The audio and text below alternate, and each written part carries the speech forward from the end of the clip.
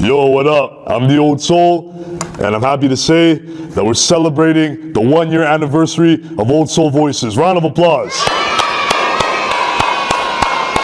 And yeah, it's crazy to think that 1 year ago today, or at least at the time of this recording, I released the first episode of OSV with Retroheads, and the rest, obviously, is history. I want to say thank you to everyone that's been supporting Old Soul Voices, that's been watching Old Soul Voices, whether that be friends, family, and even people around the world. I have some viewers from America, so that's a start, right? It's a good sign. But regardless, I just want to say truly thank you to everyone that's been watching Old Soul Voices, that's been supporting Old Soul Voices from the beginning or somewhere in the middle of the journey. It means a lot. And yeah, this is literally just the beginning. I'm just getting started with this shit. But yeah, I can't wait to drop not only the rest of the episodes left of OSV, but to drop more spin-off projects in the future and just expand this universe of Old Soul Voices that I've created 1 year ago. In conclusion, I just want to say thank you to everyone who's been supporting and watching Old Soul Voices from the very beginning. It means a lot to me. Now, sit back, get some popcorn, and enjoy the episode. I'm the Old Soul, and cheers to 1 year of Old Soul Voices. OSV! OSV. All right, let's start that motherfucking episode right now.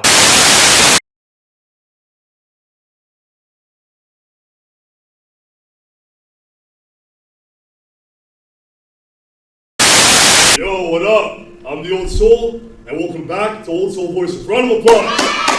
Yeah, let's go. So, today's topic is GTA 5. Today's movie review is on Ocean's 11, and today's rap album review is on Compton by Dr. Dre. With all that being said, let me introduce today's guest. Today's guest is an up-and-coming real estate agent from Vaughan, Ontario. He's a sports fan, he's half Italian, half Irish, and lastly, his catchphrase is simply the word buddy. Everybody, please give a round of applause for Jonathon Mesiano. I'm good, man. It's been a long time, bro. It's been a long time. I know this table's pretty long. Yeah. How do you remember that I'm half Irish? And how do you remember that my catchphrase is buddy and all this other stuff? Bro, I've known you for 7 years, man. I remember, I first met Jonathon in one of my friends' drama class, Hezi. To any of the viewers watching right now, Hezi is the guest on episode 10 of Old Soul Voices, and go check out his episode. But yeah, Hezi was in a drama class, in a grade 11 drama class in his first semester of grade 12, so that he could be in the drama class the next semester, and then I used to just visit Hezi's class, just randomly, just to hang out with him and his classmates. And yeah, that's where I met Jonathon, that's where I met the rest of Hezi's friends in that class. And yeah, after that, the rest is history. He would always just come in, make us all laugh, be like high energy, just come around with me, joke around, help the teacher a little bit. And then we'd all just think, man, this guy's like part of the class because he's always just around. Like, I'm not kidding. Like, sometimes you were there 2 to 3 days a week. Yeah, just to like the entire time. Like, it was. I used to say to him, like, man, it's like you're part of our class at this point. Exactly. Yeah. I would say like I was an honorary classmate to your 100%. To your class. Yeah. And you helped a lot. Exactly. I appreciate that. You helped a lot in that class. Yeah. Respect, man. Yeah. Yeah, but otherwise, how you been? How have you been for the past 6 years since I last saw you? How's your family been? How's Serena? How's everything? How's everything with life, man? Yeah, I've been good. Just actually York University, got my degree there, finished. Now I'm getting my real estate license, like you mentioned. I still can't believe that you remember all that stuff, though. But doing that, and then my family's doing good. My dad, my mom, everything's pretty much just going the way it's supposed to. Health is good, so I hope it's the same with you. And then also Serena. Yeah, Serena is still always taking care of me. That's good to hear. She's, yeah. How long have you guys been together? 10 years. Wow, round of applause for that. That's definitely worth a round of applause for sure. Yeah. We help each other though, and she's been amazing. Like, she's always been great to me. She's your rock. 100%. Like, 100%. Yeah, that's crazy. Yeah, grade 8 going to grade 9. So if that's the case, then by grade 11 it was about 4 years. Wow, so not even just high school sweethearts. You guys are just elementary school sweethearts. Well, I've known her since grade 4. That's why. I don't know if you know that, but I've known her since grade 4, We sat at the same table as each other, you know, how they used to be in groups of 4 or whatever. So we started talking and whatever. It wasn't like that at the beginning. We were just friends. Grade 7, I started to like her. She liked me back. We started dating. Then we broke up.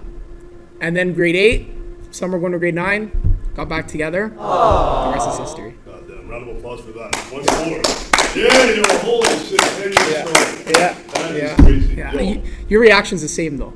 We go out in public so many times. They're like, "So how long you guys been together?" Like thinking 2 years, 3 years, maybe. And then we go 10, and they're like, "So you guys are married? Are you guys married or something? Or where's the ring?" And I'm like, "No, not like that." Yeah. I told her when we have our stuff sorted out. She already has a full-time job. She's at a marketing agency downtown. But when I have my stuff figured out too, then there's really no other reason why it shouldn't be there. No rush. Exactly. I mean, at this point, we're 10 young. Years, yeah, you guys are still young as well. And plus, 10 years, there's no rush for a ring, but she should expect it real soon, I would say. Yeah. Now, the reason why we're here, the topic of today's episode 13. Episode 13, right, Aaron? Episode 13, Grand Theft Auto 5.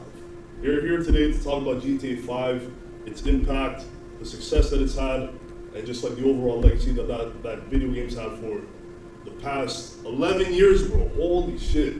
11 years. That's as old as you and Serena's relationship. Yeah, it is. You're right. Holy shit, bro. I didn't even pick that up. I still remember where I was when that game dropped, when it was first released.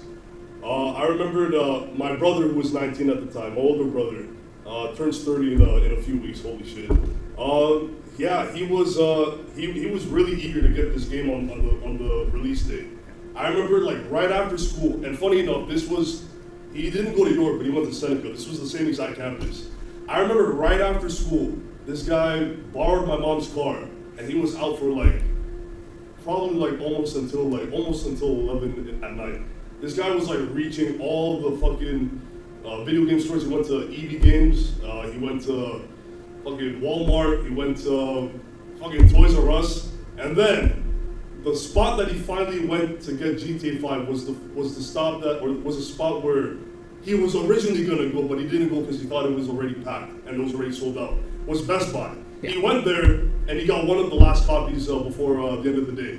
And then he got home. And then he told me, my mom, and my dad, yeah, I finally got it. He's like, I wasn't coming home without getting a copy of the game. And this is the exact copy from September, 2013, that my brother got on the very first day of its release. Crazy. This shit has this is how OG it is. It has the fucking install disc. Not even the disc to play the game, just the disc to actually install the game onto the console, and then the actual game disc. And then this is how OG it is. It has Kate Upton on there. That's how 2013 it gets. But yeah, that's when I was first familiar with GTA 5, or that's my recollection of where I was when the game dropped. What was your... You know what I love about that story that you just mentioned? Yeah. Is that your older brother had to drive to all those places to actually get a physical copy. It's not like that anymore. It's not like that now anymore. It's like I can sit at home on my PlayStation, a game drops, bang. Exactly. Right on the store, buy Digital. it, done. At the same time, it's easier. Don't get me wrong. Yeah. But just seeing the craze and the people line up and just getting an actual physical copy on DVD. Yeah, exactly. Yeah. You know what? And I feel like that could happen soon with movies as well, because now hopefully theaters stay around, and you see when big movies when Endgame or any Marvel movie, DC movie, whatever, those big blockbusters, you see people line up for tickets. I remember when Endgame or something, it was Infinity War or Endgame, I had to literally line up outside the Colossus to get tickets. It's the same like that. When you go get a physical copy, and when this game dropped, it was massive. I'm pretty sure, what did it break, several sales records, all this stuff, $1 billion. I feel like it's the same though with movies, and how people still line up though to wait at the theater to get tickets to a movie. Hopefully that doesn't die off like video games did, where you can just get it on PlayStation now online, because Netflix, Crave, all these things, Disney Plus, now they just drop the movie, and it's okay, now when a big movie comes out, you could probably just watch it at home, but nothing's going to actually get it or see it in the theater, just like how you had to line up for that. It's a burden at the time, but it's a memory. Exactly. Your older brother's gonna think now, I had to line up and go out and find that game at any store possible. Same as I had to go to Colossus and wait outside for movie tickets to go watch this Avengers movie film at the time. It's the exact same as that. And out of all the games that he had to wait for, this game. Yeah. Yeah, holy shit. So for me, when I first heard about that game, so I heard about the hype and the trailers and all of it coming out. I was about grade 7, I would say, or 8. Grade 7. Okay, so I was grade 6. Oh, sorry. No, 2013, right? So grade 8. So yeah, grade 7. I would think I was grade 7 then. And I remember hearing about it and everything. And then my buddies were talking about the park, and I didn't realize it was the morning or the day that it dropped.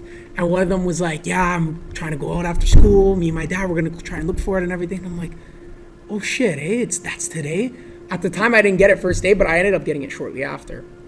And the first time I heard about Grand Theft Auto, the reason I was so hyped for this game was actually my buddy had GTA 4. And I played a little bit of the ones before that as well, but GTA 4 was the first one I actually really played. Actually, I forgot to ask you, when were you first familiar with the GTA franchise in general? The GTA franchise in general? Yeah.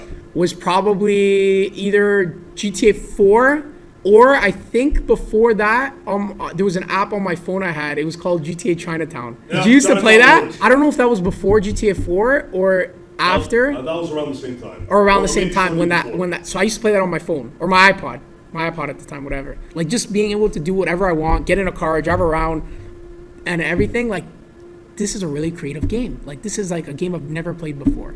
So then when the other games started to come around, especially GTA 5, and I started to play that and realized how much better it is, the open world concept, the creative, like the actual good storytelling that you usually only see in movies. Yeah. When I started to see that in this game, I was like addicted. Like I'm telling you, I was addicted. And again, I didn't get it right away, but then shortly after, I think I convinced my dad. Back then when you used to have to convince a parent to get a game, I convinced my dad that I needed this game because everybody has it, Dad, and I'm not going to be the only loser at school who hasn't played this game and doesn't know the story. And I think this was about, I didn't get it the first weekend. I didn't get it right when it came out, but I think I got it about a week after. I think I had to prove to my dad a little bit that I was a good student. I was doing my homework on time and stuff. Oh, it's one of those ones. It's one of those ones. Like, oh, let me do my math homework very dramatically at the kitchen table. Yeah. Oh, look, Dad, help me with this question quickly. And then it's like, oh, you know what? My son's doing good. Let me buy him a video game. Biggest mistake he made, buy me this. Because then once he bought me this, grades went like this. But, I mean... You still graduated. I still graduated, so who cares? And plus, that was 11 years Who cares about a D plus on a math test or whatever now when that's going to be more to me than that math test would. Exactly. Now you're going to become a real estate agent, so it doesn't matter anymore, right? Who cares? When I was first familiar with the GTA franchise, again, as I said, I had an older brother, so I'm one of the kids that had an older brother privilege when it comes to like being introduced to all these stuff that I wasn't supposed to be introduced as a kid. GTA 3 was the very first video game that I ever played on a console that wasn't Nintendo related. I believe I might have been 3 when I first played GTA 3. It was the one with Claude Speed, who was the protagonist of GTA 3, the one that doesn't talk at all, like he's just like there. Yeah. All that shit, yeah. I don't know how the hell he communicates with like the rest of the characters, because like he's doing all these jobs, like all this work with like no mouth. Yeah. Yeah, silent but deadly, literally. After that, obviously, I was introduced to San Andreas from there, Vice City, through my cousins as well. This was like way before San Andreas became like a fucking internet meme, like years later. And then, this is when I was really invested into the GTA games. When I was really invested into the GTA games was when GTA 4 dropped. That was the very first GTA game that I really got invested to. I was just playing the missions. I think I was like grade 2 at the time, grade 3. Playing on my brother's 360, the white 360, you youngins don't know. But yeah, I was playing that story from beginning to end.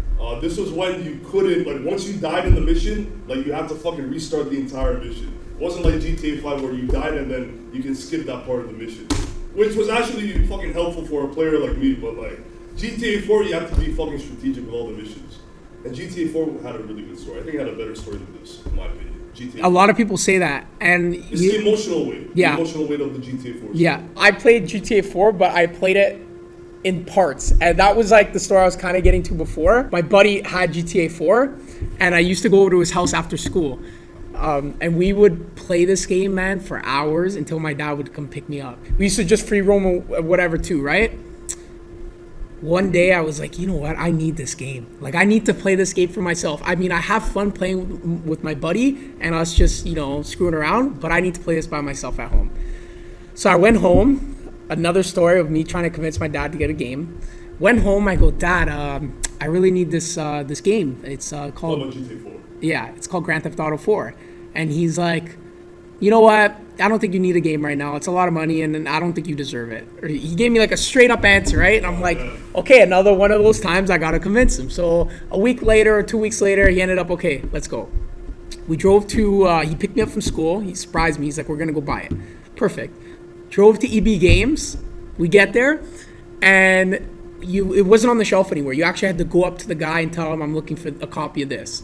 So I went up. He goes, John, what game are you looking for? The guy's asking. I said, and by the way, I was like really young. Like this might be grade 5. Oh, so you were stalling. Yeah, I didn't get it right away. I got it way after. Yeah. You realized that he was gonna ask you your age. And so Yes. Why you were getting the Yes. So I sent my dad up there. My dad went. He's like, John, what game were you trying to get again? I said, oh, it's my little squeaky voice. I was like, it's GTA 4. And the guy behind the thing looks at my dad. He's like, and my dad's like, yeah, okay, just give me the game and whatever. And the guy's like, sir, have you heard about what goes on in that game? And my dad's like, no, but it's fine. Just like, let me get the game. We're in a rush. And the guy looks at me. He goes, does your dad know about that game? Does your dad know about what happens in that game? And I'm like, yeah. And he's like, sir, I really don't think he should be playing this game. There's a lot of drugs and sex and snitch. 100%. Biggest snitch I've ever seen. Some guy at EB Games. I don't know where he's at now, what he's doing now. But honestly, man, I'll never forgive you for that. And yeah, he's like, there's drugs, there's sex, there's all these things, killing. And my dad's like, Jonathan, did you know this was in the game? And I'm like, well, that's not why I want it. That's what I said. That was my answer. I'm like, well, that's not why I want it. And then, anyways, this guy behind the couch made me feel so bad, and my dad was still gonna get it for me. But I told my dad that day, I'm like, you know what? It's fine. It was heartbreaking, and I couldn't believe I was that close to getting this game that I wanted so bad. And we were in the store about to buy it. The copy was on the thing. But I said, you know what, Dad? It's okay. Don't worry, because the guy was honestly giving us a really hard time. So I said, Dad, it's okay. Don't worry about it. And we left. And we got in the car, and we drove home, and I never got a copy of GTA 4. Whatever that was. Yeah, you're never forgiven for that, because then I had to go to my buddy's house again and continually play that game. And that was the only way. Only when I was at his house could I play that game. I would crave it at home, couldn't play it. So at least you weren't completely heartbroken. No, I wasn't completely heartbroken because I got to actually play it. And it was fun. We got to play the story and everything, but would have liked to play it by myself. You know what? It is what it is. I get it. It is a bad game. I was in grade 5 or whatever, so the guy was kind of looking out for me, but at the same time, come on, man. Back in elementary school, I used to flex the fact that I was able to play these games that most of my classmates weren't. See? That you would have been flexing on me. Yeah, I remember even in grade 8 when I got GTA 5, I told my classmates, yo, my brother got GTA 5. And I was like, yo, I already finished the fucking first 5-6 missions, and then my classmates were like, oh my goodness, yo, my mom's not letting me get the game. And I remember one of my classmates was asking me, so how's GTA 5? It's like, oh, it's fucking amazing. It's like, yo, GTA 5, you get to do this, get to do that. My classmate looked fucking depressed. Yeah. Because his parents wouldn't let him get the game. But that's what it was like. That's what it was like, and I experienced that. I'd be like, oh, Dad, it's all good. You'll get the game. And then I'll walk away laughing on the inside. Yeah, you're giving them false hope. Yeah, you'll get it one day, don't worry. Just like I was going to get Grand Theft Auto 4 one day. I mean, eventually they did get the game. Yeah. Yeah, so I think everybody got that game, yeah, right? So going back to the story of when you got the game, or when you were experiencing that anticipation for GTA 5. Yeah. So again, I was at the park, they were talking about, oh, there's so much hype. I had to convince my dad. I got it a week later. We already talked about all that. When I first got to play the game, it was I was shook. I couldn't believe it. And yeah, I had to prove myself that I could get that game by doing better in school. And then, like I said, grades went like this. And I'm pretty sure I actually got, my dad, or my mom even banned me from playing for a while because, it was just, my whole life turned into Grand Theft Auto 5. I was just in this game. It was like the metaverse, in another universe. I was just in this game. I played the story multiple times. I would free roam. I knew I knew so much about that map. You know what's crazy? I know more about that map than I know about the city of Toronto, which I think most people probably almost do. Like, I know every in and out of that map because of how much I played that game than actually the city I'm living in. I Which know is crazy. the city of Toronto and the city of Los Santos like that. Yeah. When I went to LA in 2018, I already I kind of knew like my way there because of GTA 5. I actually had a passion to visit LA just because of that game, I think. There was other things as well, but mainly that game because I felt like I knew it, but maybe it's just a virtual reality of the city. But like how life is there, cruising around in in a nice car and driving around the city, like it made me want to go to LA and rent a nice car and drive around those same streets, just like I did in Grand Theft Auto, blasting maybe even like similar music that was in the soundtrack of that game. Yo, one of these days in the next few years, if I ever go back to LA, literally I plan on just renting a car late at night, driving around the entire city, playing all the songs that I've listened to from Radio Los Santos, West Coast Classics, Non-Stop Hop FM, all those fucking radio stations from GTA 5, or just the songs from those stations. Just driving around the entire city, late at night, 2 a.m. I woke up in a brand new Bugatti or whatever that song is. All these, new Bugatti. I come looking for you with Haitians. I stay smoking on good Jamaican. I forbid you from different races. You get money, they started hating. I woke up in a new Bugatti. I woke up in a new Bugatti. I woke up in a new Bugatti. I woke up in a new Bugatti. I woke up in a new Bugatti. Keeping the G, eh? You gonna love. That's hilarious. Keeping the G ain't nothing. You ain't gotta like it cause the hood don't love it. You ain't gotta like it cause the hood don't love it. Watch a young nigga show his ass on public. The fact I know all those songs just from that game, if I hear it like somewhere and it's not GTA 5, I'm like, shit, that was in GTA 5. That was GTA 5, That's all I know, right? That's why I know a lot of the songs from. One of the reasons how I became an old school hip-hop fan was actually through GTA 5. I was put onto a lot of classic songs that I still listen to this day because of GTA 5. Still DRE being one of them. They wanna know how I feel about it. You ain't up on pain. Dr. Dre is the name, I'm ahead of my game. Still puffin' my leaf, still with the beats. Still not loving police. Still rock my khakis with a cuff and a crease. Still got love for the streets, reppin' 213. Still the beats bang, still doing my thing. Since I left, ain't too much change. Still, I'm representing for the gangsters all across the world. still, Hitting them corners and them lolos, girl. still taking my time to perfect the beat. And I still got love for the streets. It's the I'm DRE. representing for the gangsters all across the world. Still, Hitting them corners and them lolos, girl. still taking my time to perfect the beat. And I still got love for the streets. It's the DRE. Specifically playing GTA 5 just to drive around listening to West Coast Classics. Isn't it crazy that a video game can influence us that much, though?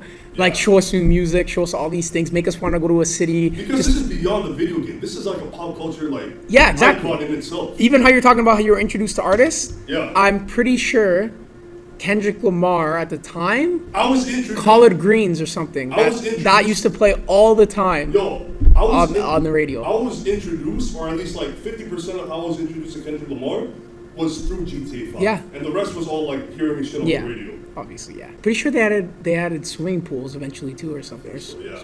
Yeah. Definitely from his like first few albums, because that was when Kendrick Lamar was still new. Yeah. At the time. And look at him now. Yeah, The exactly. goats. Yeah, exactly. Wah. And it's crazy that he's yeah. Isn't it crazy he's such a big artist now, and a lot of it we were introduced from this game too, right? Exactly. Yeah.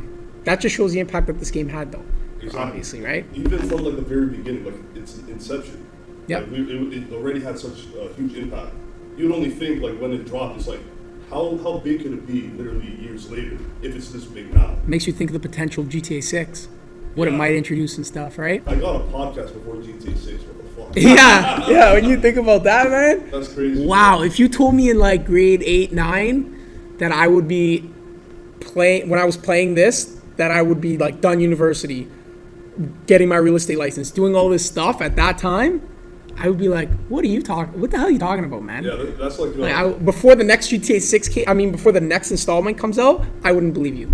I'd be like, what are you talking about? The next one's probably gonna come out Sounds like in like 3-4 right? years. Yeah. What are you talking about? Yeah, because like we thought GTA 6 was gonna drop in like 5-6 years after GTA 5. Yeah, that's what everybody thought, right? Like, Yeah. And then by the time I was in grade 11, I was like, all right, so where's GTA 6? yeah, where is it? Yeah, Yeah. you start to Google it. Where is GTA 6? Exactly. You hear So- nothing about it. You're like, and I thought at one point, are they going to come out with GTA 6? Because I'm like, after all the success of this game, why would they not? But how long it took to hear anything? Yeah, and they announced it last December. Yeah. Looking forward to say 2 more years. 2 more years, 2025. Yeah. Yeah. It's probably gonna be like over 1 bill for sure, like a bill 20 probably. Yeah, that's what people are saying. Like, so all games right now are pretty much $89.99, right? PS5, PS4 still $79.99. That's another thing that GTA 6 might change and have an impact on is they might raise the bar and the price. For other video games. Yeah. Fuck. Yeah. I would pay $150 for it. I'd probably pay $200. I mean, yeah, anyone would pay 150 for it. Bro, 11 years, at this point, like, Yeah. I mean, maybe 200 is a bit of a reach, but like, yeah, 150 is like, yeah, I'll drop 150 I could for that. see where they're coming from because there's some games that are worth $90 that are like, okay, how is this worth $90? Like Yeah. this, but then for GTA 6 to be worth the same amount as that, Realistically, it makes sense. it makes sense. 100% it makes sense. What was your very first impression of GTA 5 when you first played it? Like I told you, it was just out of this world. I was like, what is this other world I'm in, and why I want to be in this world. Like I want to be in this world. I can do so much more. I have so much freedom, which is like kind of show me the freedom I'm gonna get as an adult, being able to just get in my car, drive around. But when you're a kid, you don't have that. You're like, under your parents' watch. You're stuck, whatever.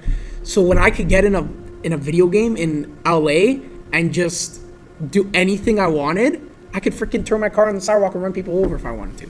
Like, it was just the freedom that game gave you. I think was the biggest thing towards my first impression. Was just the freedom, the open world concept, the fact that I could pretty much go to my own condo, my own house, literally be an adult, but obviously a criminal. virtual reality. Yeah, but obviously a criminal as well. Yeah. But I think that was the biggest thing at the moment.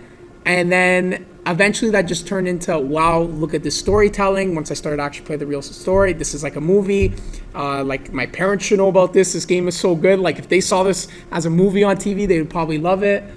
So that's mainly what my first impression was. I knew at the time that this game was going to be something that we have never seen before and probably might not see again for a very long time, and that it was going to be create like the most creativity we've seen. Right.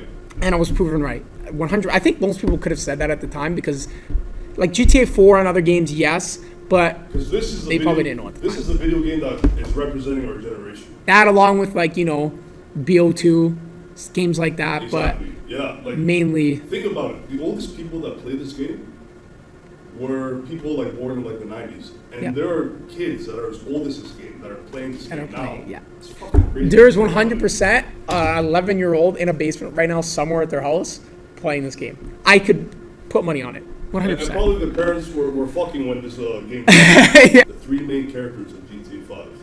Michael, Franklin, and Trevor. How would you describe each character in detail? Michael, dysfunctional family, but you could tell that he's like retired trying to enjoy his life, but he just can't. He just gets either pulled into some family drama, he's disappointed with his son, he's disappointed with his daughter, his wife is cheating on him. Like it's just I'm not gonna say poor guy, but the guy is just trying to enjoy his retirement. He's a former bank robber. Former career criminal. Yeah, career criminal basically. And you see him all the time. He's basically Tony Soprano. Yeah. Basically, Basically, yeah. yeah. He's chilling in his backyard. He's smoking a cigar, and he's just trying to enjoy that life. And then his family and all this other stuff. And you could tell he's kind of crazy, and he wants to enjoy his retirement, but things keep pulling him in. But at the same time, it's almost like he kind of wants to be pulled in a little bit, if you know what I mean. Yeah, it's like very neutral. Yeah, it's very neutral. And then with Trevor's Trevor is the epitome of the average GTA player. Yeah. He is just no filter, says what comes to his mind, raging lunatic who is an absolute psycho. Like, even... But you can tell he has a heart. And he has a heart, He's very compassionate. and he's actually... He could be pretty smart. I mean, he was a former army or military... Yeah, he was in the military. Yeah, airplane driver, pilot, He was pilot, in the Air driver, Force, I think. airplane driver. Yeah, he was in the Air Force. Airplane yeah. pilot, yeah. So yeah, you can obviously tell, and you see a little bit of his experience in the game, but you can tell he's pretty smart, even though he has a lot of rage. and he wants to get what he wants. He doesn't settle for anything. If someone fucks with him, he's gonna make sure they pay. He's that kind of guy. He's that guy where he will break your face if he's pissed off with you. Where the other two guys, Michael and Franklin, they are calmer.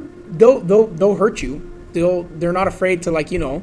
But Trevor is just a different animal. He is an animal. He is actually an animal. He's a cannibal. Yeah. Remember he was offering Michael the fucking human stew? Yeah. Exactly. Yeah. No, so exactly what I mean. Michael, man, your blood sugars are low. I'm making you some leftovers. I'm fine, T.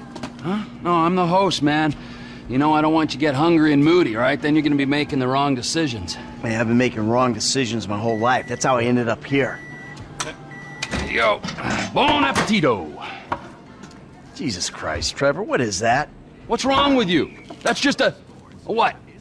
An eyelid. That's probably not even human. Michael's in the middle.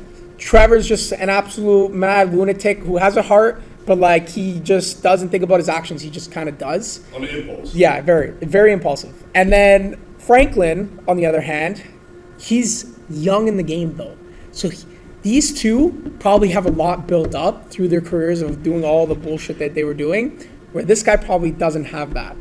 He's much. Michael takes him under his wing. Exactly. He's much calmer. He's composed. And he tries to keep that bullshit out of his life. He is involved in some gangs and stuff. He is very smart. But he was probably my second favorite character, but very close to Michael. You look like a good kid. But if you want my advice, you give this shit up. You work hard, screw over everybody that you love. Hurt, rob, kill indiscriminately, and maybe, just maybe if you're lucky, you become a 3-bit gangster. It's bullshit. Go to college. Then you're gonna rip people off and get paid for it. It's called capitalism. So what I saw the other day was like when a corpse briefly reanimates itself and terrorizes everyone, right? What you saw the other day was a guy dealing with pests. I guess I never saw myself as just a fucking pest. Well, and today's lesson's all about humility. Tomorrow we'll try a training montage. A training what? Nothing. I was just lost in an 80s movie fantasy. Yeah, I can see you spend a lot of time there. Yeah, as much as I can. So that's why you here in Vinewood then, right? Maybe I'm here because I'm just an idiot. He has a therapist too. Exactly. Just like Yeah. Tony Soprano does. Yeah. So they're very similar. They probably even took a little bit of Tony Soprano and put it in I Michael. saw a theory about it, yeah. Because now that you're even pointing out that stuff, it's very similar. Your son, James, he's a good kid. Yeah. A good kid. Why? Because he helps the fucking poor? No. Your son, James. He's a good kid? He's a good kid? A good kid. Why? Does he help the fucking poor? No. He sits on his ass all day, smoking dope and jerking off while he plays that fucking game. If that's our standard for goodness, no wonder this country's screwed. And it's funny because when you're in his house and you literally go walk into the rooms, you walk into his son's room and he's literally sitting on the edge of like a bed or something, and he's just staring at a screen, like yelling with a headset on. Yeah. And I'm thinking in my mind at the time, I'm thinking, this kind of reminds me of my dad walking into my room playing this video game that I'm playing exactly right now. And I'm like, holy shit, that's crazy, isn't it? He's like, Jonathan, what are you doing? Like, I can hear you screaming. Like, well, you're playing a video game. What are you? And I'm like, this is literally what I just did in the game as Michael. So I remember the mission where Michael is literally just chilling, just watching his movie, and then Jimmy's upstairs fucking cussing another player out. And then Michael's like, oh, what the fuck are you doing? And then Jimmy's like, go away. And then Michael just loses his shit. It's like, oh, he's standing up. He's standing up. And then he just fucking throws the chair. He had to show us. Yeah. Yeah. And then Michael's like, what are you gonna do about it? Huh? Come on, hit me. And then Jimmy's like, is that what you do? You want your son to hit you? And it's like, yeah. No. Yeah. He can recite this game pretty well, eh? Oh. Like the scene and everything. What? Go watch your linear entertainment. Go watch porn. Just go away. Shit. Fuck you! What the fuck? Disrespectful little asshole! I can't believe you did that. That's my TV. You don't talk to me like that. I can't believe you. Mom was right about you. You don't know any better and you can't help it, but you're an asshole. Yeah, well, why don't you do something then? Besides just stand there. Why don't you hit me? Is that what you want, to be hit by your son? Yeah. No. I just want you to do something. Besides, sit there, eating. Yeah, great. Thanks for the fucking guidance, Dad. It means a lot. Michael's about to, basically what drags Michael back to the crime life, when he pulls down the house of the tennis coach that's banging his wife. He's like, oh, how fucking like that and this. You piece of shit motherfucker! And then he ties the chain to the pickup truck with Franklin and he brings the house down. Amanda! Amanda! You better not be! Not in my house. Fuck you, Michael. Go away. I'm paying that turd $150 an hour to fuck my wife in my own bed? Michael, go away. No, I'm sorry, bro. She said you had an arrangement. You and I are gonna have an arrangement. I'm gonna arrange your fucking funeral. I'm really sorry, bro. I'll comp the session. I promise. You are dead, man. Fuck. Dead! Come here! Ah! How fucking magnanimous! May I please offer you my applause? You fucking motherfucker! Dude!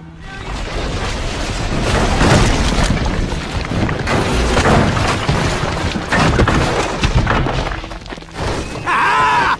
Fucking A! Let's see how he liked that! So I remember that scene. I remember the one even going back to when he walks into the room and has that like absolute anger, just rage at his son about him playing the video game and everything. He was trying to watch his movie. And I actually understood that at the time. And I'm like, you know what? I get this because like he's just pissed off. Like his kid, look at how the way his kids act and stuff. It makes sense. And then after, it made me realize as well, like, isn't it crazy, again, how he pulled down that house and everything and how wrong that is. Again, the guy his wife was cheating on him with this guy, even though it turned out not to be his actual house. But yeah, his actions are justified. Yeah, his actions make sense. But even though how bad this is, isn't it crazy how these are three criminals in this game, Michael being one of the biggest, and we want them to win. We are on their side. Like we have no choice but to be we have no choice. It's just because are they, you know what? They're compelling. You understand their goal. Like you've been through them throughout this journey. Now they're the main characters. But it's crazy how we go for the criminal. Like, yeah, the anti-hero. Yeah, pull off that heist, do that, pull the guy's house down. Yeah. If you were ever driving on a street in Toronto and you just stopped your car and you just saw some guy pulling down somebody's house off of a cliff, who would you think like, yeah, you go, man, you pull down that house? If you had no idea who the characters were or nothing, or would you be like... Context is important. Exactly, or would you be like, this poor guy, look at his house coming down, right? Like, but in the game, and it's not only because it's a game, it's because they're the main characters and we're in this journey with them that we think, yeah, screw this guy, pull down his house. No matter like the intentions of the character, if they're the main character, you have no choice but to side with them. The same thing could be like with Tony Soprano, as we brought up so many times. Like he's obviously like a mobster, but he's inevitably the main character. So by default, we have to be supportive of whatever Tony does in the show. And obviously, Tony's it's just like Michael, he's like crazy. He has like right intentions, bad intentions as well, but like no matter what, he's the main character. You have no choice but to root for him.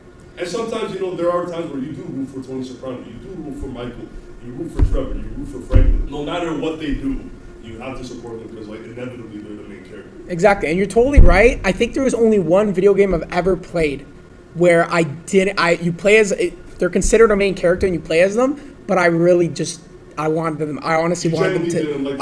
to die in the game. Like that's how much I didn't like them. I don't know if you've ever played it, but it was Last of Us 2. I know Last of Us, but I never played Last of Us 2. Okay, you never played Last of Us 2? Joel dies I don't know if you knew that, but in the first game, Joel dies, okay? But they make you play as the girl who killed Joel for half of the game. So you absolutely... The little girl, right? No, that's Ellie. They make you play as Abby, which is the one who killed... You literally watch this girl kill Joel, and then for half the game, they make you play as her. Oh, but then, so your favorite character, Joel, from the first game? Yeah, he dies, and she kills him, and then you play as her. So that's the only time where, in a game, where you're playing as the wrong person, which Michael, Franklin, Trevor are obviously all the wrong person. They're criminals. What they do is, obviously not right.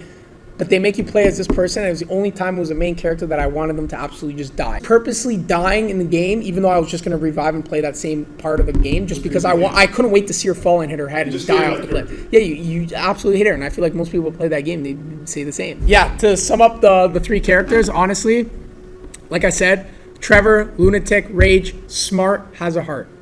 Michael, middle-aged man, dysfunctional family. I feel feel like he hates his life, but he kind of doesn't, and Midlife he gets crisis? midlife crisis, gets dragged back into his past. And Franklin, up and comer, almost like a prospect if we were talking about sports, mentored by Michael, under his wing, gets dragged in as well, but honestly sees it as an opportunity and makes some big bucks doing it. And he is one of the most likable characters, I think, in a game because he's very calm. He's real. A lot of people can, see themselves in his shoes through his personality, not on what he actually does. But that's what I have to say to some 3 characters. So the story of GTA 5. Let's talk about it. The story was, like you said, cinematic. Like, just out of this world. I couldn't believe that this was a video game that I was playing. And then just from the beginning, you get introduced to Michael. Shortly after, you get introduced to Franklin. But you see how Michael's life is. And they talk about, well, right off the bat, you see all the characters except for Franklin at the beginning. One of their buddies dies, and Michael fakes his death. Trevor leaves, thinks that Michael's dead, but he isn't. You see a lot of that at the end of the game, or even in the middle, and why Trevor has that rage that he has. Where the fuck's the chopper? Fuck. I'm gonna check around back. Ah! Oh, it's a fucking bed! Someone must have fucking talked! Alright, Brad's gonna be fine. We gotta get the fuck out of here. I'm hit. Oh, Jesus. T, you gotta get out of here. I'm gonna leave you, Mikey! Go! God, I'm not gonna be fucking gonna bleed out. Go! You get reintroduced to Michael, and you see this dysfunctional family that he has, and in midlife crisis, and how he's kind of enjoying retirement, but at the same time, he's kind of not. And He's going to therapy too. Exactly, and he's going to therapy. A lot of it drawn from what Tony Soprano's like. Like, if you had to picture him in one image, you can kind of think of Tony Soprano. And then one of the first missions where you hear, I might be wrong, but I think his boat gets stolen or something. After Franklin and Lamar. Yeah, so you get introduced to Franklin as well, Lamar, that brotherhood, but also, you could see they have some conflict. Yeah, that one scene where it's like, hey, yo, what's up? Can a low come up in your crib? Man, fuck you. I'll see you at work. Oh, nigga, don't hate me because I'm evil. Nigga, maybe go with that yee-ass haircut. Like, get some bitches on your dick. Maybe it's Tanisha, call your dog ass. She fucking that brain storage in her lord she fucked with. 3, 2, 1. Nigga. Look into the camera. Nigga. No, that camera. Nigga. Round of applause for Yair. Bro, pull up a scene, put this guy, and he just cited that scene like it was nothing. I know, right? Like, just like bars, man. What's up? Can a low come up in your crib? Man, fuck you. I'll see you at work. Oh, nigga, don't hate me because I'm beautiful, nigga. Maybe you got rid of that old yee-yee ass haircut you got, you get some bitches on your dick. Oh, better yet, maybe Tanisha will call your dog ass if she ever stop fucking with that brain surgeon, the lawyer she fucking with, nigga. Lamar and Franklin, they have a brotherhood, but they're also, you can see the conflict in between the way they talk to each other. Then yes, Franklin, as this young guy who's getting into the game, Simeon tells him to go and repo Michael's car. I never had the black sun. Yeah. But if I did, I want to be just like you. Knock, knock. Nigga. I never had a black son. But if I did, I want him to be just like you. Knock, knock, nigga. He goes to repo Michael's car, and in the process, he pisses off Michael badly. Really bad. I'm pretty sure, don't they scrap it out and stuff? Or? Yeah, at the dealership, yeah. Yeah, the dealership. He tells Michael, or he tells Franklin to drive his car through the dealership. Yeah. And that's what, honestly, so Michael was pissed off that Franklin did that, number one. But number two, he saw something in that kid. He's like, he sees. That's why he offered him a beer. Exactly, he offered him a beer. He's like, you would never think that someone who's coming to steal your car at your house, you'd be offering them a beer about maybe an hour later, an hour and a half later. But that's what actually happened. Saw potential in Franklin. Yeah, exactly. Saw potential in Franklin, and that made maybe a younger him getting into the game. But that's what made him want to come back. And then after that, Franklin goes to Michael's house. Then cut back to what I was saying. They go to Michael's house.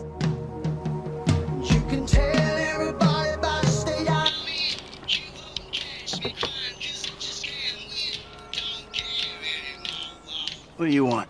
Man, I come by for that drink you offered, that's all. I wasn't really serious about that. What? You're here, whatever. Sit. I tell you what. Least I can do is buy you that beer. There's a little bar I like. It's not too far from here. Let's go. And About to get the beer. the boat gets stolen. Hey, Jim. I'm going for a drink with... Dad! Shit! I'm in our boat going down the Western Highway! It's been stolen! What? The yacht's been stolen? I was trying to sell it. I know you didn't want it sold, but I need money, and they don't want to buy it, they just want to take it. I'm hiding in the head. You're insane!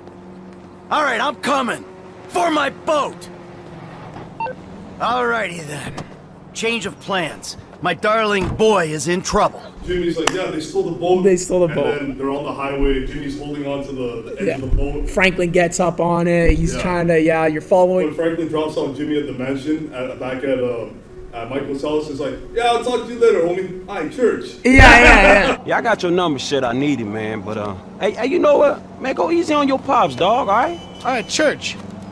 Exactly, man. One thing leads to another. Yeah, he walks in and the bedroom, and he sees his tennis coach, on top of his wife or whatever in the bedroom, and he jumps out. The tennis coach jumps out the window, gets away. Franklin just happens to be there. Franklin happens to be there. Michael's like raging. You can hear his rage. He's pissed, like anybody would be, obviously, in that case. But they drive they find his house, tie it up. They have a conflict outside. The house comes down. Turns out that's not the tennis coach's house. Martin Madrazo. Madrazo, yes. Yeah. And then he appears at Michael's house, and he's like pissed off. And Michael just started something else now. Who am I? I think Martin Madrazo. Good boy. Now maybe give him a little of a background. Man, Mr. Madrazo is a legitimate businessman who was wrongfully accused of running a Mexican-American gang and a narcotic ring, but the charges were dropped because of the witnesses came up missing. Smart kid. Now, Michael, got a question for you. Did you pull an architectural, significant, modernist wonder home down the hillside in Vinewood Hills? I thought the owner was banging my wife. Well, that was a strange house for a tennis coach. I wasn't thinking straight. Clearly. Yeah. Well, Natalia will need a hotel while you finance the rebuild, won't she? Sure. Good. He's slowly altering to this character that we saw from the beginning that he's potentially going to become. And that's all from now, how are you going to pay for this? You just brought down my house. What are you going to do? Right?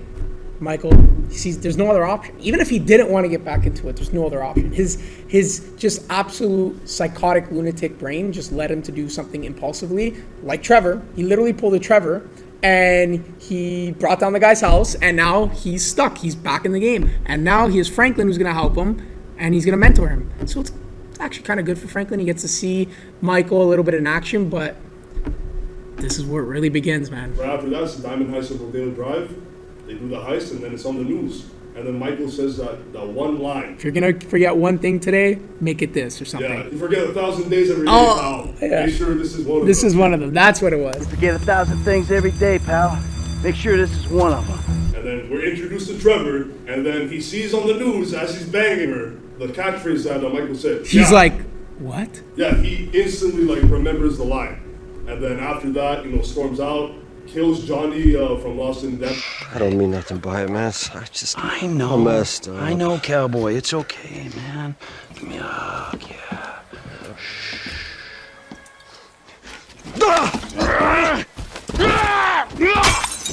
Fucking shit! Cut! Who the fuck are you speaking to? Who? I'm talking to you, huh? You fuck! Johnny! Next time, don't get in my fucking face! I just saw a fucking ghost and I gotta hear your crap! Get up! Get up! Fuck you then! Yeah, we're introduced to Trevor after that. He does a lot of missions. All these hillbillies that he's having beef with. Just all these people in general that he's having beef with up in the countryside of LA or Los Santos. And then after that, he sends Wade to find Michael. I've been trying. I know.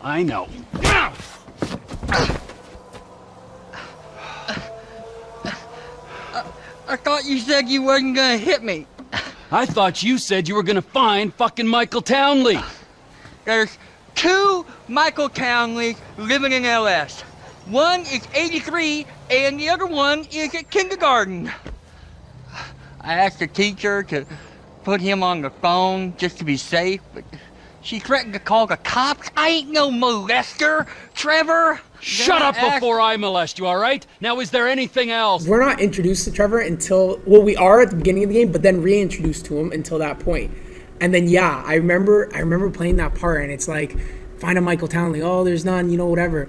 But I found a Michael DeSanta. DeSanta, yeah. Yeah. That's his witness protection. Yeah, exactly. I found him, and he's like... Well, I've always thought, it's like, how the fuck did you just happen to stumble upon DeSanta? That's what I was thinking. That's what I was just about to say, yeah. Yeah, maybe it's because, maybe it's just like a weird name. Yeah, potentially. Oh, I think it's because it lined up with how Trevor described him when he was trying to... That's what it was. Yes, he said, but another man named Michael DeSanta is like exactly what you told me. It matches your description. Exactly. Yeah. And then it's like, what's his wife's name? Amanda, and then that's how we knew. Yeah, it was Michael. That's how we knew. I did find a Michael DeSanta, about the right age, married with 2 kids.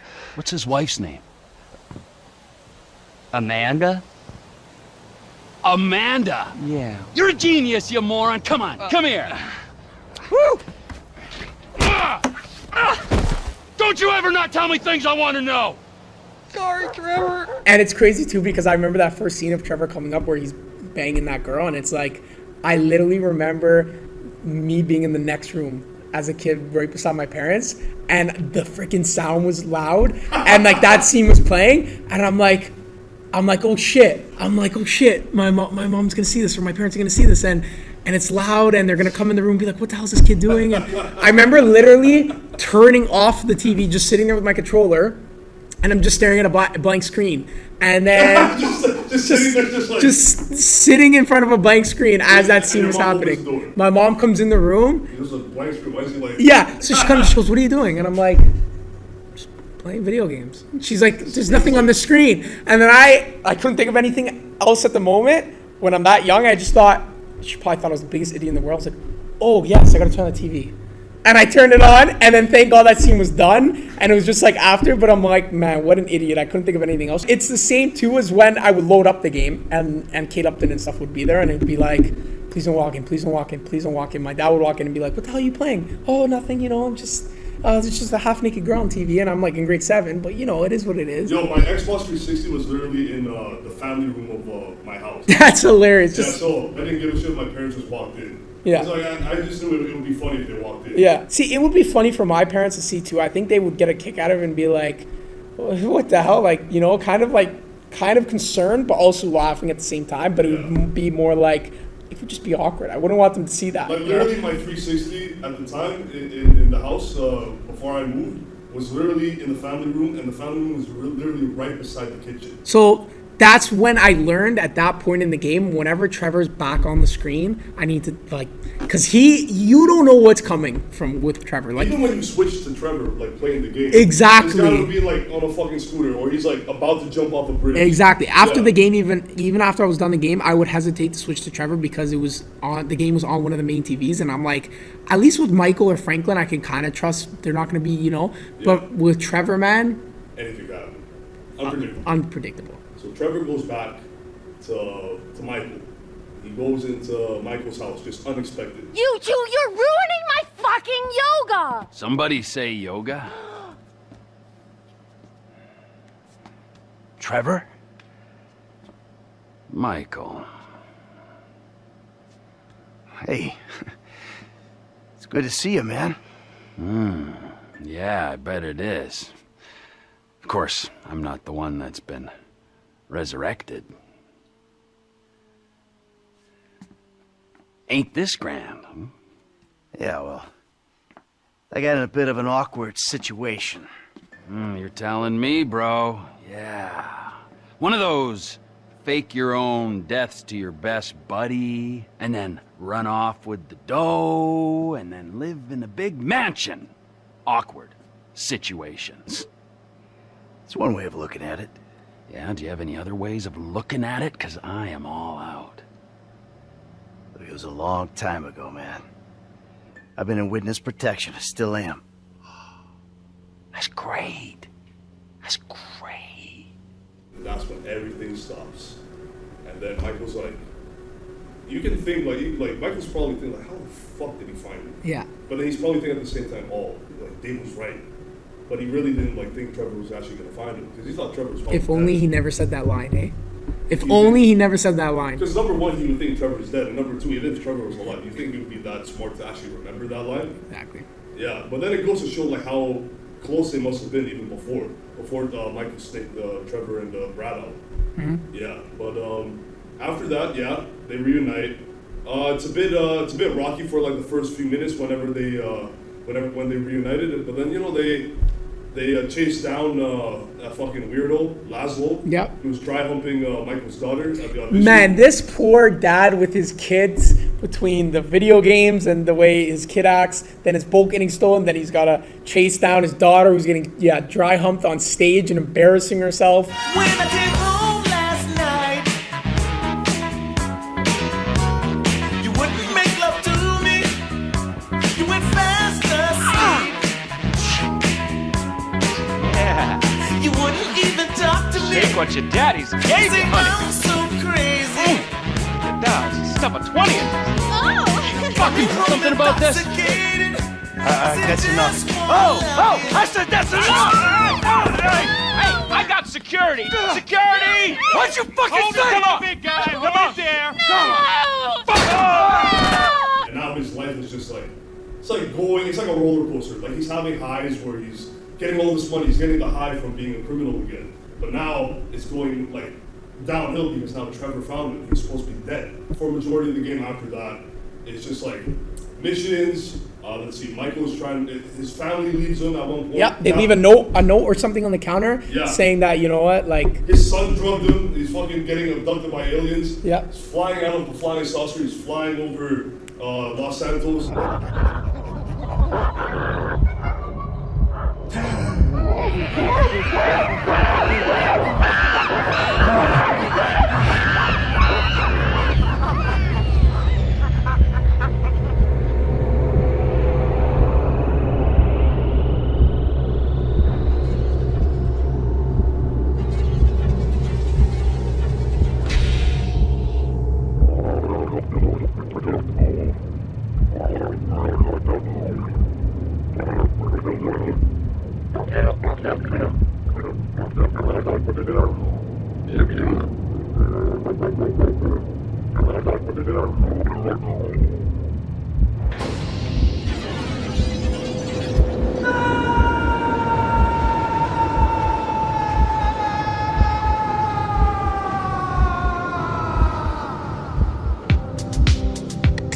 I was gonna say there was one point in the game where it was like you were playing as Franklin, but you were kind of outside the what was going on with Michael and stuff at this point, and he was doing solo missions. Like even with Lamar and stuff, he was doing stuff. I'm pretty sure. No. Yeah. Mostly it was just like Franklin doing missions with either Michael and Trevor, or just mostly by himself. Yeah. And then Trevor. Lester trusted him. Yeah. Lester trusted him 100% because he deals with. Listen, if you're Lester, you're a psychopath as well, but you're used to dealing with people like Michael and Trevor, and now Franklin comes along, this young guy who's just, again, like being brought into it, and his mind is still straight. He's still seeing straight. He's not like these other two. He has potential. He has potential, so 100% Lester's going to trust this guy. Trevor moves in with Wade's cousin and his wife, does all that shit, kills Wade's cousin and his wife in the process. You can have Mondays through Thursdays, you can have the weekends, all right? I know that's not normal, but in this crazy, crazy world, is normal so good? Huh? Look, Deborah, Floyd, will you marry me? Get out of my condo! And you go too, Floyd! I told you! I've got a career! I don't need this crap!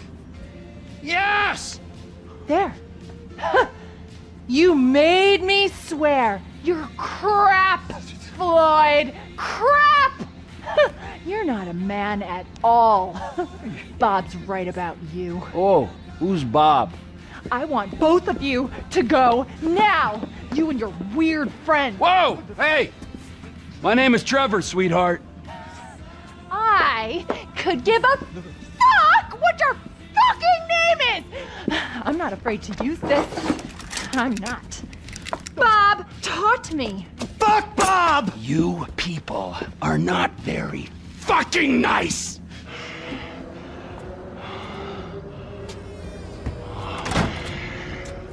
Oh, hey there, Trevor.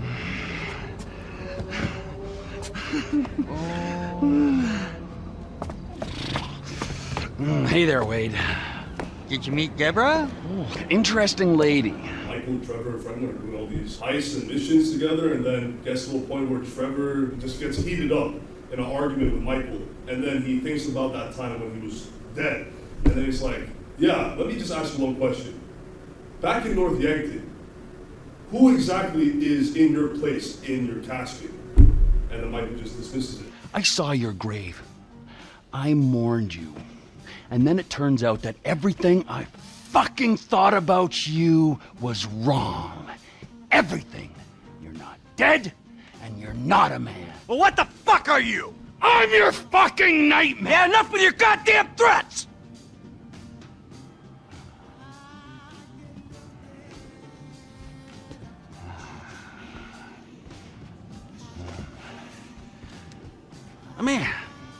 Let me just ask you something. All right, something I've been thinking about. Up in North Yankton, exactly who was buried in your place? I never gave it any thought. You know what I'm thinking? I had no clue. You treacherous piece of shit! You're fucking dead! You're fucking dead! Oh, fuck. Trevor, hey, T! Trevor really starts to genuinely have this hatred for Michael because he really is starting to see how much of a fucking snake Michael is. Yeah. But if you think about it, Michael does his reasons for it. It justifies how why he is like that. But I mean, yeah, he wanted to get out of the life. He wanted to be disassociated with people like Trevor. But yeah, it goes to show you he was really willing to snake his own friends out just to live a better life. And look how it got him to that point. He was living a decent life, but it was still shit at the same time, still hectic. He has a wife that's not grateful for what he's done. He's got a son that is pretty much like a failure, and then he's got his daughter who's pretty much like a hole. It's exactly like what you said. I think he wanted to escape people like Trevor and that life, right? But at the same time, I think that the vision he had at that moment was he was going to have a healthy, happy family. None of this was going to be brought back. He was going to live a normal life like a middle-aged man. However, I feel like he got the complete opposite, and he got the life that he absolutely did not want, and he almost kind of missed his early life of pulling all these heists and crime and stuff, where that's why he kind of gets dragged back into it. But I feel like it didn't turn out the way he wanted it to, and that's why he was actually almost kind of happy to reunite with them, even though he still has beef with Trevor and everything, and about what happened a part of it in was the happy first. that he was Yeah, exactly. That part of his life is coming back. Exactly. That happy part of, and I don't think he was very happy in the moment. Not the happy part, but that feeling that high of the thrill of the thrill of the crime life. Yeah. 100%. And I don't think he wasn't getting that anymore. All he was getting in his life now with that family was just disappointment and boredom. Exactly. So I feel like that thrill of having that life back, it wasn't like what he thought it would be like. Exactly. Right? And ironically, that's what eventually led him to getting a happy life at the end of the story. Yes, exactly. And we'll get to that real soon. And then Trevor and Michael, they fly back to North Yankton. Yep. Their old hometown. He meets up with Trevor at the graveyard. And then you see Trevor. That's how crazy he is. He's digging up the actual fucking grave. You see his face. And then he sees the old corpse of their friend, Brad, from the beginning of the game. Turns out they were supposed to kill Trevor, but then Dave accidentally shot Brad. So it was already a fuck up from the beginning. They have the Mexican standoff after that. We do what we gotta do to survive. This thing, it didn't work out the way it was supposed to. Oh, how was that, huh? With Brad in the can and me in the ground, or both of us in the coffin? Brad got shot. You saw it. He didn't make it. I got shot. I did. That's it. I think the only thing that didn't go as planned was me showing up on your doorstep 10 years later. Mikey, I mourned you. And I missed you. But I got a fucking family, Trevor. We were all gonna die. He did die. You reptilian motherfucker! I didn't want it to come to this. Yes, you did! You just don't have the fucking balls to do it! But I do! I got more to lose than you. Never a truer word has been spoken, brother. Now pull the fucking trigger! You ain't got the guts. Take the fucking shot! Chinese mob swoops in, kidnap Michael. After that, Franklin gets word that Michael's been kidnapped. He tries to persuade Trevor to save him, but then Trevor's like, yeah, he gives fuck all about Michael. Oh, my N-word, huh? What's up, homie, huh? Oh. Oh, is that how you act, huh? When a friend makes a mistake, huh? No, really? Man. Oh, No. what? Oh, so what? It's just me getting hurt? Is that funny? No, huh? man. Well, fuck you! I'm gonna put you in the fucking ground. You laugh at me again. Lester said you had some information for us about Michael. Michael? Fuck Michael. I hope he's dead. Man, I know y'all two, man. Come on, man. You two had beef before, but what the fuck happened in North Yankton? Somebody pinched him, man. Who? Friend Ron met these Chinese assholes. They're from Yangshan in China. We had some problems. They mistakenly thought Michael was a human being and kidnapped him. Yeah, and now it looks like they holding him somewhere in the city. Yes. Come on, bro. Well, go fuck yourself. You want that piece of shit, that's your fucking business, all right? He's dead to me, all right? And chances are, if and when I see him, he's gonna be dead to everyone else as well. And then Franklin ends up saving Michael. And then he knows about the fact that Michael and Trevor are having beef. I made a judgment call. I don't know if it was the right one. I did what I thought I had to do. I had a young family, Franklin. I was running with a crew of crazy motherfuckers with nothing to lose. I saw an out. A future for me, for my family. I took it. You took it? Man, you burned every motherfucker you've ever known. It was that or die. Look, I know it sounds cold. I don't expect you to understand it. Not yet, but you will. When you got ties of your own. Look, you wake up one day and your legs, they just give. You just can't run anymore. All right, man, look. You watch your back, all right? When Trevor finds out you're still alive, I don't know what the fuck he gonna do. Steve Hayes was the guy who, wasn't he the witness protection guy who ended up... He's with Dave. Yeah. He's friends with Dave. Dave introduced him, but he's like the head. Steve Hayes was like the head. He was Dave's boss. His teammate, I forgot his name, but he was the mole. I think the Merriweather kills him. I think it was Merriweather, yeah. Yeah, this is the part of the story where like I kind of forget. Yeah, this is the complicated part of the story. Yeah, but then Trevor saves Michael. Yeah. Again, going back, it's a complicated friendship. Yeah, and doesn't he like, he saves Michael, and isn't he like screaming from the top of wasn't he on top of a building or something, and he was screaming? So, yeah, he's like, if anyone's gonna kill you, it's gonna be me. Yeah. Yes, that, okay, so for going back on now. So this is completely like out of selfishness as well. Yes.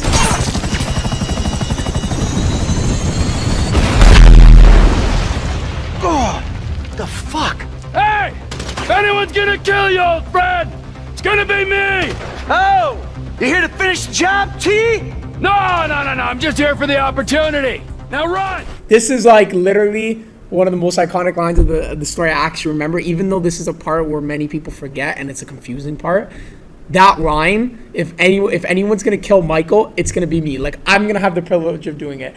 I love the guy, but again, this guy's pissed me off, and if anybody's gonna kill him, I get the kill. It's not gonna be you guys. He's the one who saves him. Yeah, and he's the one who saves him. Yeah, and then obviously he doesn't kill him after. He just says that line, which, again, it brings you back to the relationship between them two, right? Exactly. But yes. Then after that, Lamar is in trouble with Stretch and his crew. Yep. And then Franklin gets Michael and Trevor to help him save Lamar. Yep. And then even Franklin and Lamar's friendship is like kind of getting like rocky as well. It's not as bad or like Michael and Trevor, but it like you said, like there's conflict there. There's some beef. There's because Franklin's the smart friend. Lamar is kind of like exactly, which is kind of like what Michael and Trevor like too. Like yeah, But Michael is still not that smart. Like, he is smart, but not as smart as he thinks. It's not. Yeah, exactly. And he's not like Franklin.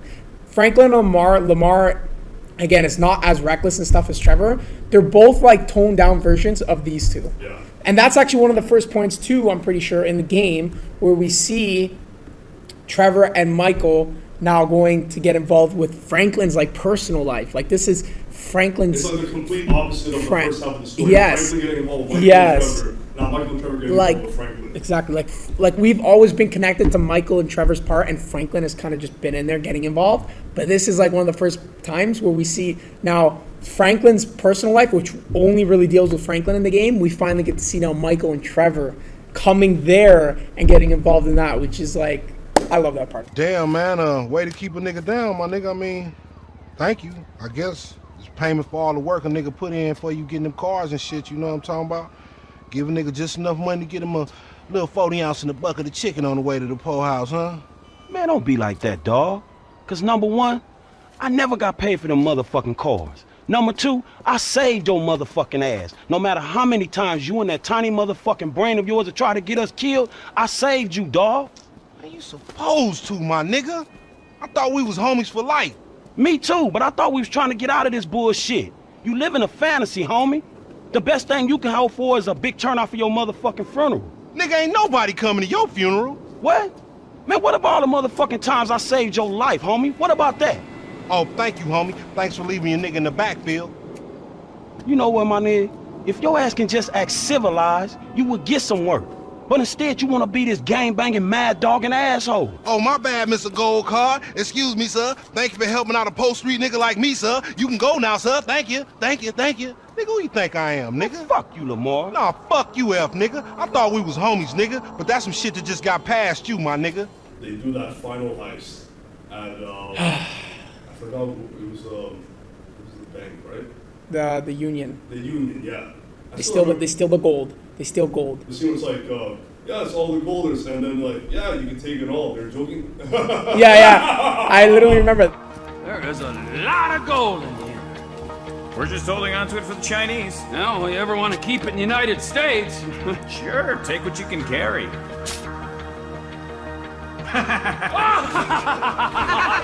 That was after they checked the ID. So they brought one of the guys that was actually in that van. They needed him, obviously, to show the ID at the front. He sat in the passenger seat. Michael pulled up, or Trevor, one of the two, and he reached over from the passenger seat, showed the ID or whatever. The guy's like, "Yeah, bring the truck in." Brought the truck in. Again, that guy had to be involved to show, his ID and stuff to the guys that were actually inside. Then once they get in, you can kind of tell the security looks a little suspicious, like, especially when they get to Trevor. I found it funny how he looks at the actual guy who was part of it and goes, "Yep, you're good." Then he looks at Michael's and he's like, "Good." And then he looks at Trevor and he's looking at the ID. He's looking at Trevor and he's like, even the ID, he has the mullet and the mustache. Yeah. He's looking at Trevor. He's looking at the ID and he's like, Takes a while.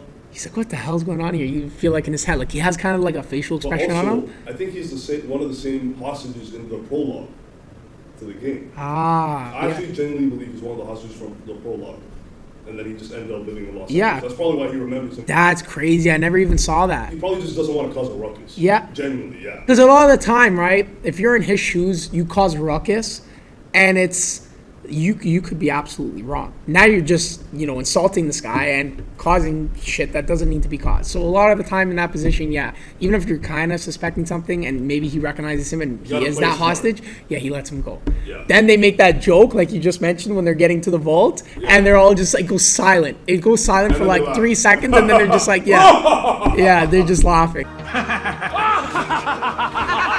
And then you see them pushing out the gold, and the guy, Trevor, asks him, or Michael, one of the two, they go, "Oh, so how much we thinking, how much is here?" Then you could tell what's crazy is he asks the guy kind of starts giving him some numbers, and then Trevor finishes it. Like Trevor, you could tell, which should have been already a hint to that guy, whoa, how much have they been, how does he know all this? That just shows how much they've been planning, how much they're targeting cash-wise, that Trevor's just able to be like, yeah, and if you add this number and then you add this, and if you do this, it should be about 200 million. And the guy's like, yeah, about 200 million. So that just shows you, like, right away that guy should have got the hint. Like, how the hell does that guy know that? Then after that, heist is done, and they have a huge argument in front of the house. So we can take it easy, knowing that it's gonna be a few days before Judas here shows his true colors. Really? Now? Yeah, now, sugar. Why don't you take a moment while you're sitting on that big fat pile of cash to chill the fuck out and realize what's done is done? Whatever you say. Well, this is a good time. Let's fucking fuck you, man! Hey! God, for a couple of Midwest stick-up artists, you guys sure have become a pair of whiny West Coast douchebags! What the fuck is wrong with the West Coast? Oh, nothing. I love it here. Everyone's so numbed by the sun that if you use a 3-syllable word, they think you're a professor. Man, fuck you. Yeah, fuck you, you high and mighty weasel! And you don't talk down them to these fucking idiots! Hey! Leave Lester alone! Oh, you and Lester together? Oh, now that makes fucking sense! Oh, for fuck's sake, man! You all are assholes! I remember I saw this meme on IG Reels on Instagram. It was literally that same exact scene, but instead of Trevor, it was Kermit the Frog. Yeah. West Coast douchebags! What the fuck is wrong with the West Coast? Oh, nothing. I love it here. Everyone's so numbed by the sun that if you use a 3-syllable word, they think you're a professor. Man, fuck you. Yeah, fuck you, you high and mighty weasel! So that fight is an iconic one because it's crazy. These 3 guys, including Lester, 4, just pulled off this massive heist where it took so much planning, a lot of smarts put into it and whatever, and teamwork. And then they get back to Michael's house and they're all just yelling at each other. Yeah. I mean, if I just got that much cash, or gold, whatever, the last thing I would be doing is going back to my house and just starting an argument and just screaming at each other of everybody who I was just involved with that heist, like who I was involved with. And then Franklin just dips. Yeah, that's the part about Franklin though. That's why I love his characters, because he just doesn't have time for that. He's like, okay, you know what, guys? Like, we just pulled off something insane. It's all over the news, and it went pretty perfect. And now, other than that one gunfight they had, and now you guys are gonna argue. Like, he's just like, see you later. Yeah. Like, yeah, it should be opposite, because usually you see guys that are older who have been through arguments and that kind of stuff their whole life that are just like, there's no point in arguing. Like, there's never a point in arguing. However, it's the opposite here, because Franklin, the young guy, is like, I can't deal with this ever. I'm not down for all this arguing. And it's the older guys with all the experience that are just always shouting at each other and stuff. Yeah. Honestly, it's just very ironic. Yeah. Because you would think at this point they would be like mature enough to like keep it. 100%, and they're not. And they even have experience with each other. More experience than Franklin. Yeah, Franklin's like some young guy. You think he would be panicking and hey, you should have like and yelling and stuff and raging, but like Franklin is literally an old soul. Yeah. Literally, he is. Yeah. He is. And then after that, Devin Weston reaches out to Franklin to kill Michael. Man, you got a death wish or something. Am I supposed to kill you now? Oh, no, bro. Not me. Nah. Oh, yeah. But that's my boy. Yeah, but that's my boy. He has betrayed everyone he's ever known. He's got you involved with the federal government, and he's messed up several business ventures of mine. He has got to go. And you know what? I'd like to say that this isn't personal, but it is personal. Earlier in the game, Steve Haynes reaches out to Franklin to kill Trevor. What's up, playa? Hello, Franklin. Man, I don't know y'all. We done, Hey, man. we ain't done yet, homie. Not yet. Nearly. Man, what the fuck y'all want me to do? Kill the president?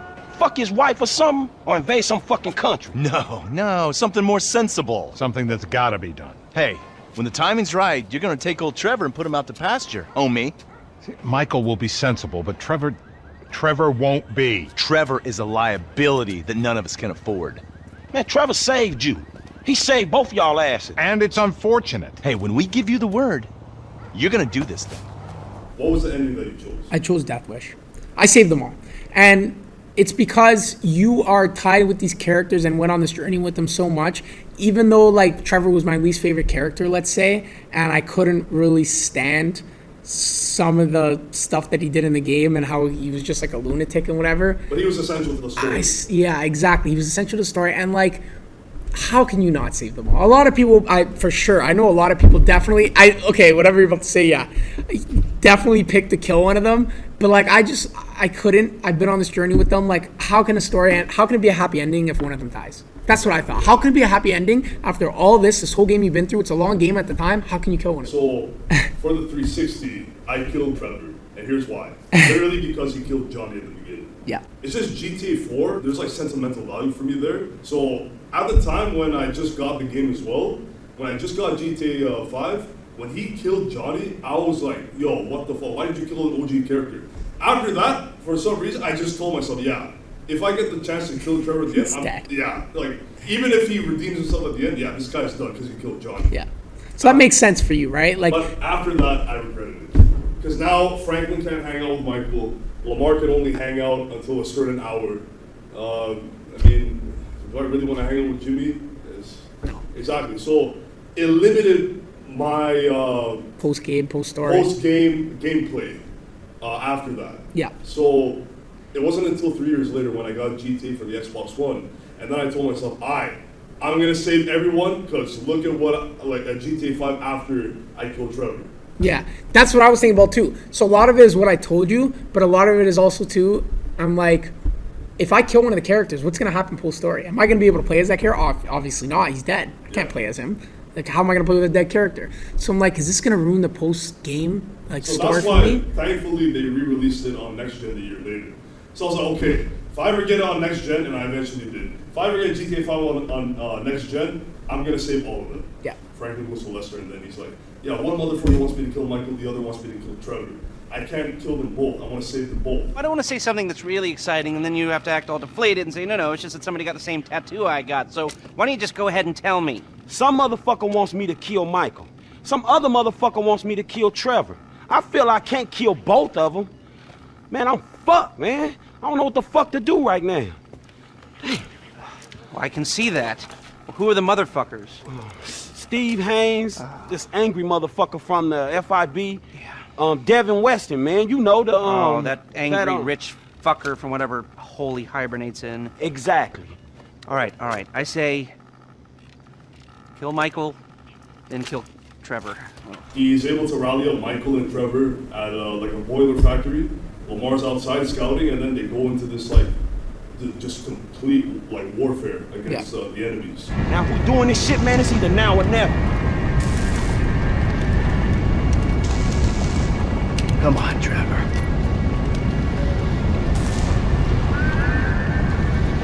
Fuck it!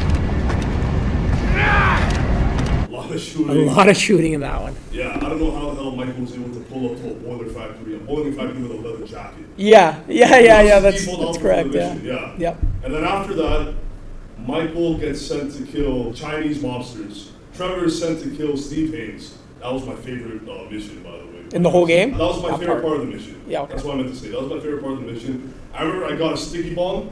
I threw it at Steve Haynes. I pressed it on the D-pad right away, and then that cutscene of Steve Haynes, I remember. Those sticky bombs, they were a good time. We'll get more to that when we talk. Sun was flying in slow motion with the sticky bombs because they do like the cutscene, like that dramatic cutscene when you kill Steve. Yeah. But with the sticky bomb, bro, he was flying over the fucking that carousel. You got a sense of satisfaction, eh? Yeah, because he was such a fucking douchebag. Yeah. It's like, yo, this guy's gotta die. This guy's gotta. He was definitely one of the most hated characters in that game. Yeah, 100%. When I did Death Wish on Next Gen, I was like, yeah, I can't just kill him with a gun. I killed him with a sticky bomb. And then when I played the story again, I killed him with a RPG. And then just the most brutal ways of killing him. I killed him with with a grenade launcher.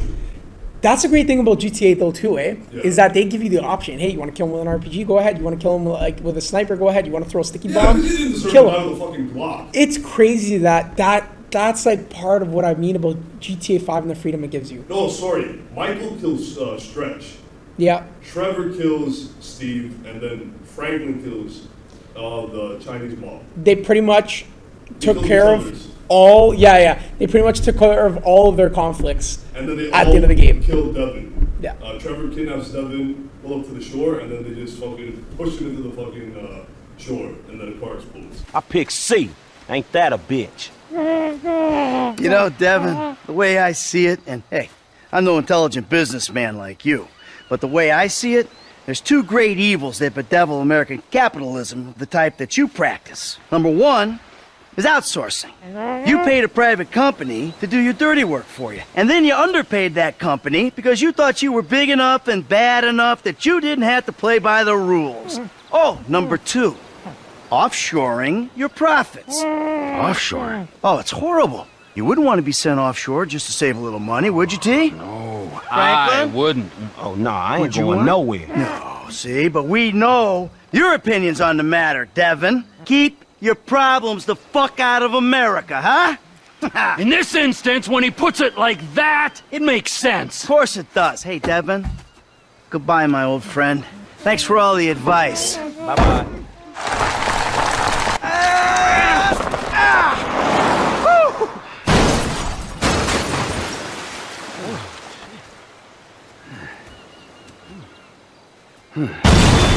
Everything taken care of at the end there. They just cut all their ties, and they just, any conflicts they had, they get taken care of. So that now they can enjoy this money that they just got and, you know, live peacefully and go their separate ways in life.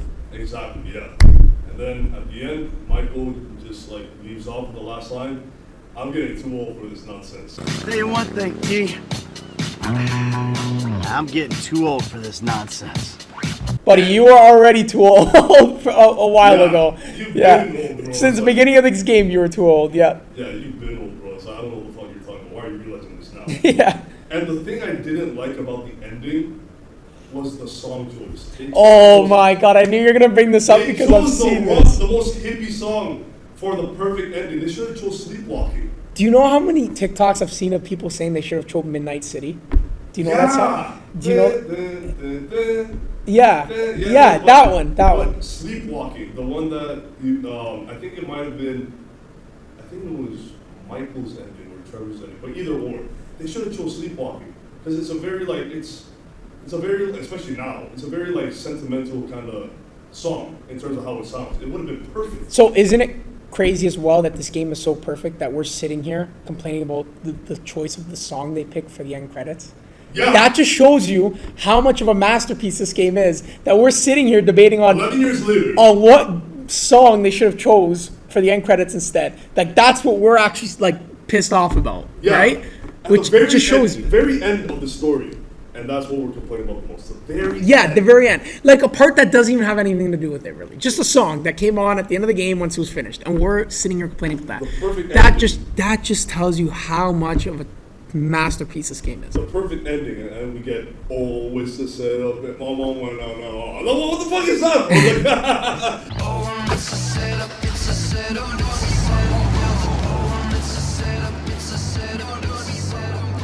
We needed like a really good sentimental song to set off the beginning of the game. But yeah, that's the story of GTA 5, and just like breaking down the story of GTA 5 is, holy shit, yeah, it's a masterpiece of the story. Cinematic. Nostalgic for sure. Alright, GTA Online. So, where memories were made, man. Exactly. I think that's where most of the memories of every GTA player roots back to. So I remember the very first day of GTA Online. I remember I got home from school, I was like so amped to finally play online. And then I remember the servers were just like fucked. And then it was fun. I remember I let my Xbox run for like an hour, and I went back to my Xbox, and I'm still seeing the loading screen. It's like, why is it like... You're dying to play. Yeah, I'm dying to play this shit. And then I wasn't able to play online for 1 week because the servers were fucked. Yeah. I couldn't even create my character. Oh no, I think I couldn't get past creating my character. And that's it. But luckily they fixed the servers a week after. After that, the rest is history, bro. I remember that race. I remember my first GTA Online car. It was a hatchback. Beautiful. You sound like you're talking about a real car from when you were like a kid, or like high school. You know, I remember my first GTA Online car. Beautiful. Like this is how you're gonna talk to your son in like 10, 20 years, right? Yeah, it was a hatchback, and did that race with Lamar.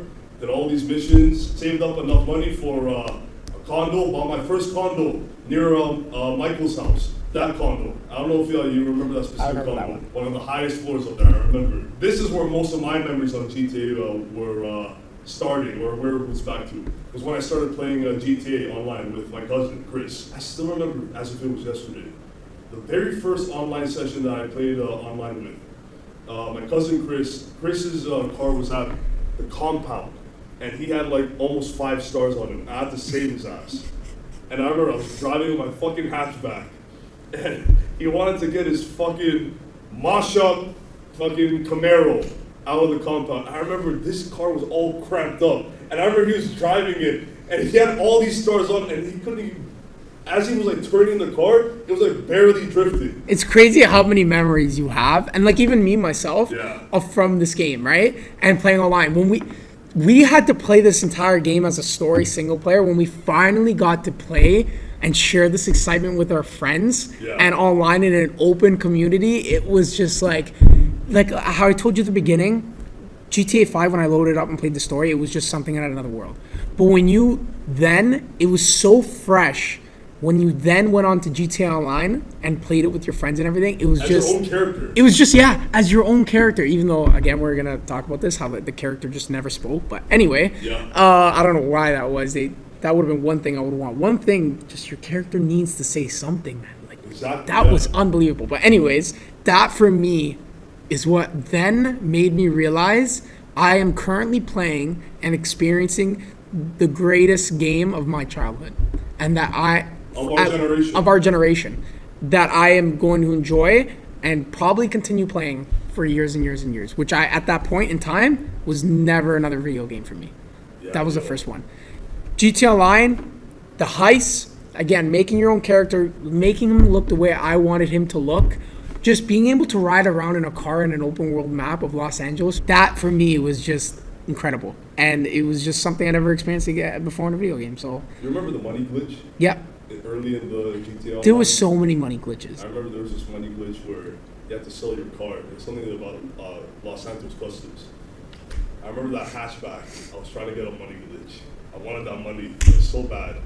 I remember Chris was telling me how to do this money glitch. I forgot what exactly the details of how it happened, but I remember there was some point where my hatchback wasn't there. And then I remembered my cousin Chris was like, Carlo? It's like, yeah. Did you love that car? Once I heard that, I was like, fuck, my hatchback it's gone. It's gone. Yeah, I was like, after that, I never did any money glitch or any glitch to GTA Online just to get extra points or extra money ever since. I just played the game as is. Yeah. That's honestly sometimes the most fun, though. Yeah. So when you just play the game the way it's meant to be played. Yeah, because, bro, I lost my fucking hatchback. I lost my fucking hatchback. You made a lot of money, but you lost something that was, at the close time, to you, close to your heart. At the time, it was my favorite car because obviously, eventually, as I kept playing the game, I got better cars. Obviously, I got a Dodge Charger after that. I got a Dodge Ram. I got a Chevy Impala. Baller over here. I got a lot of nice cars in the game, not in real life. Exactly. That's what I was talking about at the beginning. It's funny how you're saying that because it's like you have them in real life, but obviously you don't. Exactly. Yeah. It allowed you to live that adult life. Yeah, and it allowed you to be in this other universe that you wish you had, but like the things you had in that game, and all the you wish you had in real life. You can do in that game. Yeah, which wouldn't even get you in trouble. Like simple as this, driving throughout the city, running every red light, speeding, you could do anything you want. Exactly. Like in real life, that's one of the things I think about the most. It's and just getting like killed and then reviving. Yeah, as if you were a cat with unlimited lives. Yeah. Me and my cousin Chris's last session playing GTA Online. Last time I played GTA Online with my cousin was actually 9 years ago. We never played next gen. There was only Xbox One or Xbox 360. So at the time, Furious 7 just dropped. So at the ending of Furious 7 where Paul Walker and Vin Diesel are driving. Yeah. Separate ways. We did that. The funny part was, as we were driving, a pickup truck ran him over as he was driving. No way. Yeah. So you guys are trying to recreate it, and then that's hilarious. And that was the last time we played GTA Online, and then we left the session after that. That's funny. But that was my last memory of me playing GTA Online with my cousin. It's like the last time I actually saw him in the session was him getting hit by a truck. By a fucking truck. Yeah, that's hilarious. And then I was just driving off into the sunset. By yourself, yeah. Yeah, alone, exactly. Yeah. But yeah, that's GTA Online. And then to wrap up this part of the podcast, GTA 5, 11 years later, what do you think about the legacy and the success about the video game overall? I think we already talked about it. The fact that we're sitting here able to talk about all these memories and some of the best of our childhood and the effect it had on the world, on our generation, the story, then followed up by Online, which people are still playing to this day 11 years later. Kids that were born when the video game dropped are playing this 100%. Just is all that needs to be said. Yes, of course, it broke sales records. It did 1 billion in like 3 days. Whatever, at the end of the day, a game can do that, but then turn out trash and not have the impact that GTA 5 did. That's all that needs to be said about that. And now we currently wait for GTA 6. Yeah. That wraps up that part of the podcast. Now, to the movie review. So, today's movie review is on Ocean's 11, which was directed by Steven Soderbergh and was released on December 7, 2001 by Warner Brothers Pictures. And the movie is starring George Clooney, Matt Damon, Andy Garcia, Brad Pitt, Julia Roberts, Casey Affleck, Scott Caan, Don Cheadle, Elliot Gould, Bernie Mac, King Xiaobo, Eddie Jameson, and Carl Reiner. The movie is the first installment in the Ocean's film trilogy and is a remake of the 1960 Rat Pack movie of the same name. The story is about two friends, Danny Ocean and Rusty Ryan, who plan a heist of $160 million from casino owner Terry Benedict, the lover of Ocean's ex-wife, Tess. Upon the film's release, Ocean's 11 received positive reviews from critics and was a major box office hit, grossing $450.7 million worldwide and became the 5th highest grossing film of 2001. So, Ocean's 11. When I was first familiar with Ocean's 11, I was like 4 or 5 years old. My dad had Ocean's 11 on DVD, and then I think I've seen him watch the movie a few times. I never watched the movie until it wasn't until COVID I first watched the movie. And then I rewatched it for the second time this year, around the beginning of this year, and then, decided to choose this movie as the movie review for this podcast because it fits well with GTA 5. And I remember my first impression of that movie was, wow, this is actually a good fucking movie. A really good heist movie. It's not too long of a movie, too. It's under 2 hours. Right under 2 hours, yeah. And you know what? What I love about the movie, it just jumps right into like the main plot of the story, the heist. Jumps right into it, no bullshit, no extra side stories, none of that. Just like literally like 30 minutes into the film, we're already introduced to the actual heist itself. But yeah, that's when I was introduced and first familiar with Ocean's 11. What were you first familiar with? First of all, I just want to say, what an absolute perfect movie choice to go for this podcast when we talked about GTA 5. Because they're both about heists. They both have so many comparisons, but so many differences. When I first watched Ocean's 11, which was actually only 2 days ago, I couldn't believe that I haven't watched this movie before. Because even you're telling me you watched it only in COVID, which was like 4 years ago. But this movie came out the year I was born. That's how old it is. 2001. December 7, 2001. Aren't you born December as well? December 7, 2001. I was born December 5th, 2001. So you're already as old as his birthday. I am as old as this movie, and man, it aged well. It aged really well. Because this movie, the pacing is extremely good. Like, it is... There's a lot of movies out there where even nowadays I watch a movie and I'm like, I'm engaged and I'm disengaged and whatever. This movie, I watched it with my dad and Serena, and we were just, even Serena at the beginning didn't really want to watch this movie. She was like, I'm not, it's not her kind of thing, right? She was locked in. And I even said to her in the middle of the movie, I'm like, you want to see what happens, don't you? And she's like, yeah. Like, she couldn't keep her eyes off. She wanted to see if George Clooney got Julia Roberts. Yeah, that was probably a lot of it. She probably cared more about that than the actual, the money. But yeah, so that was the first time I was introduced to the movie, was when I first watched it. I've heard about it though. I just never watched it. And I've been told by people to watch it. So what do you think of the movie story and plot? The movie story and plot. So comparing it to GTA, right off the bat, we get introduced to Danny Ocean. He's on his parole. They ask him, well, are you going to do what you did again? No, of course I'm not. Whatever. Gets out. Of course he starts building up the biggest heist of his life. 3 casinos and 1 vault, whatever, right? Then he's teaching poker to these young guns in the back of a bar or something. Anyways, they start talking about it, and right away Rusty's engaged, man. He likes the idea. He's like, you know what? It's extremely risky, but you could see his trust in Danny Ocean. So tell me. It's tricky. It's never been done before. So I need planning and a large crew. Guns? Not exactly. There's a lot of security, but the take. What's the target? 8 figures each. What's the target? When was the last time you were in Vegas? What? You want to knock over a casino?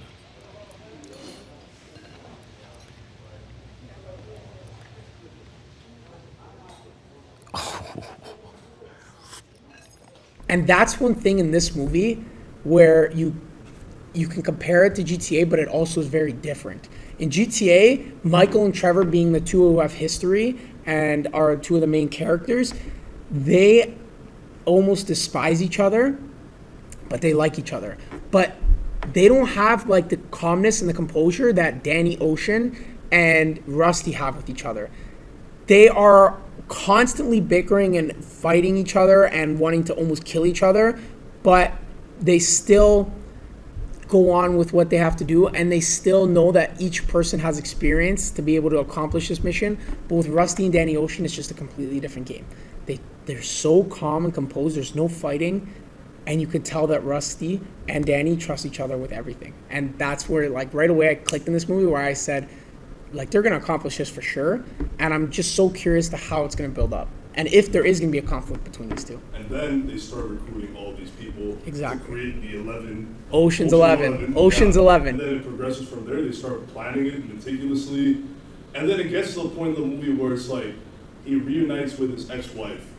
And then, like, that little plot twist where it's like, okay, is Danny actually doing this for Tess? Or is he doing this for the money? Or is he doing it for both? I started to get so nervous there. Yeah. I'm like, please don't tell me this guy is like almost sabotaging this whole group and doing all this when all he wants is this girl. Please don't tell me that's what this is for. Serena's probably listening to this like saying, how dare you say that he's doing this for a girl instead of the money? But like, at the same time, man, come on. All right, I'll make this quick. I came here for you. When I get on with my life, I want you with me. You're a thief and a liar.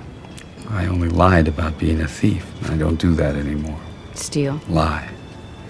I'm with someone now who doesn't have to make that kind of distinction. No, he's very clear on both. You know what your problem is? I only have one. You've met too many people like you. I'm with Terry now. Does he make you laugh? He doesn't make me cry. If he's getting all these people involved and it's just he's the only one getting a benefit out of it, that's the problem I had, which I was scared of. It even got to the point where Rusty was willing to take leadership. Once he noticed it, he was willing to take leadership and then put Danny aside from the crew. Yes. In the end, Danny ended up being part of it too. We see him in the elevator and stuff after, but yeah, that was crazy to me too. I'm like, no. There's no way Danny's staying out of this. There's absolutely no way. He's the one who started it. There's no point. Yeah, I'd be like, that would be pretty crazy. Yeah, and it's like, you don't have a say in this. And then Brad Pitt's like, I have a say in it now. So what are you talking about since when? He was the one who brought the idea to you in the first place. I was concerned you couldn't leave Tess alone. Who's Tess? My wife. Ex-wife. Tess is here? I'm sorry. I didn't know if it would sting you, but it did. You're out, Danny. He's out? It's either that or we call the whole thing off. His involvement puts us all at risk. This is not your call. Oh, you made it my call. When you put her before us, you made it mine. This is my job. Not anymore. Wait. He can't just be out. Who's gonna trigger the vault? Kid, you up for it?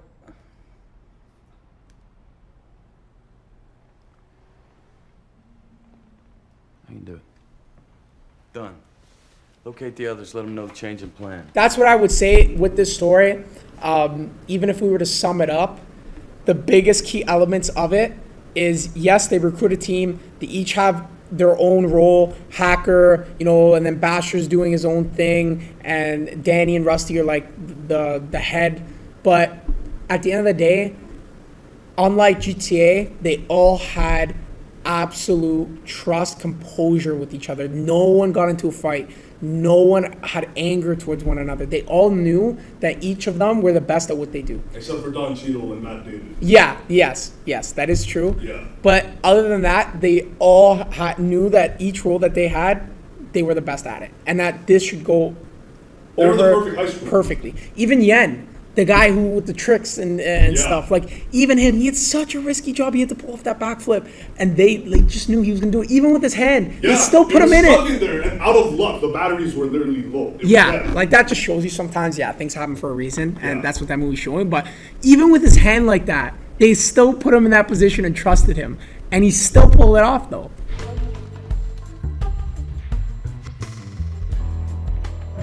$0.10 is yours. No bad. Try him again.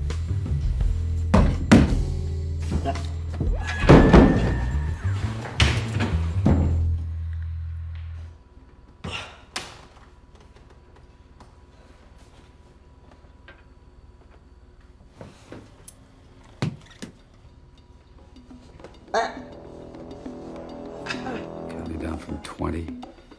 Now. 20.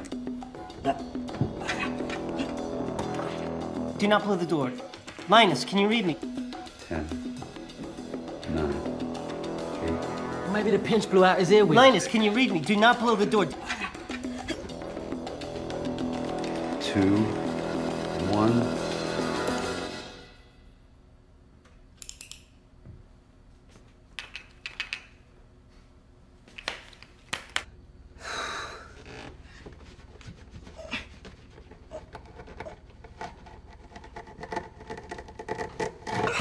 Open the door, and it turns out Yen's just like shielding himself. Yeah, no, he gives that line. He's like, "Where you been?" or something. Where the fuck you been? Where the fuck you been? Yeah. What the fuck you been? The one English line. Yeah, me and my dad were pissing ourselves at that. But so that happens, and that shows you comedic, very funny movie, but also very serious. Yes. Very serious movie. Obviously, they're trying to pull off something crazy, so of course it's gonna be serious. But It's I'd like say a mix of 3 genres. Yeah, exactly. And I'd say romantic, almost, comedic, And action. Exactly. And I'd say the biggest key elements too are teamwork, 100%, and the second biggest, revenge. The revenge for 2 people. Number 1. That actually segues to the next question. Perfect. What do you think are the themes of this movie? Yes, so perfect. Teamwork, like we've been talking about. I mean, there's 11 of them with all different roles, and they pull it off. And the way they deal with each other as well. Revenge. There's 2 types of revenge in this. One is we see the investor who helps him with the heist because Benedict tore down his old casinos. Yeah. He actually joined because he's like, you know what? Yeah, he tore down my casinos. He's pissed. You can tell. He joins him because of that. That's his revenge. When he sees all that money stolen, he's happy. He's a happy guy. Number 2 is obviously Tess. Danny and Tess. He wants to steal Tess back. So those are the 2 biggest themes of the movie, 100%, that stood out to me. Yeah, so we talked about how Danny really planned this heist. Is it really for the money, or was it for getting Tess back, or was it for both? What do you think it was? It kills me to say this, and it's sad to say this. I think his number 1 priority was Tess. He's in love with this girl. And when you're in love with somebody, no amount of money can make you happy. If you see that's your girl, that's who he's in love with, he could get all this money, but if he's not going to get to enjoy that money with this girl that he's in love with, what's the point? Exactly. What's the actual point? So his number 1 priority is Tess. And it kills me to say that because of the whole movie's directed about this heist, and you would think it would be about the money and everybody getting a benefit from it, which they did. But I think Danny's main priority is Tess in that movie, 100%. And then the heist was kind of like the front to cover that. Yeah, exactly. And you even see at the end how they even have it perfectly planned. We're in the hallway, and then I think the hacker, Livingston Dell, calls, and he's like, turn to channel 44. He calls Tess or something. Yeah. And then channel, 88. 88, something like that. Turns on the TV, and it's them in the hallway. Perfect timing. He's like, oh, if I told you I can get your money back, would you choose the money or Tess, basically?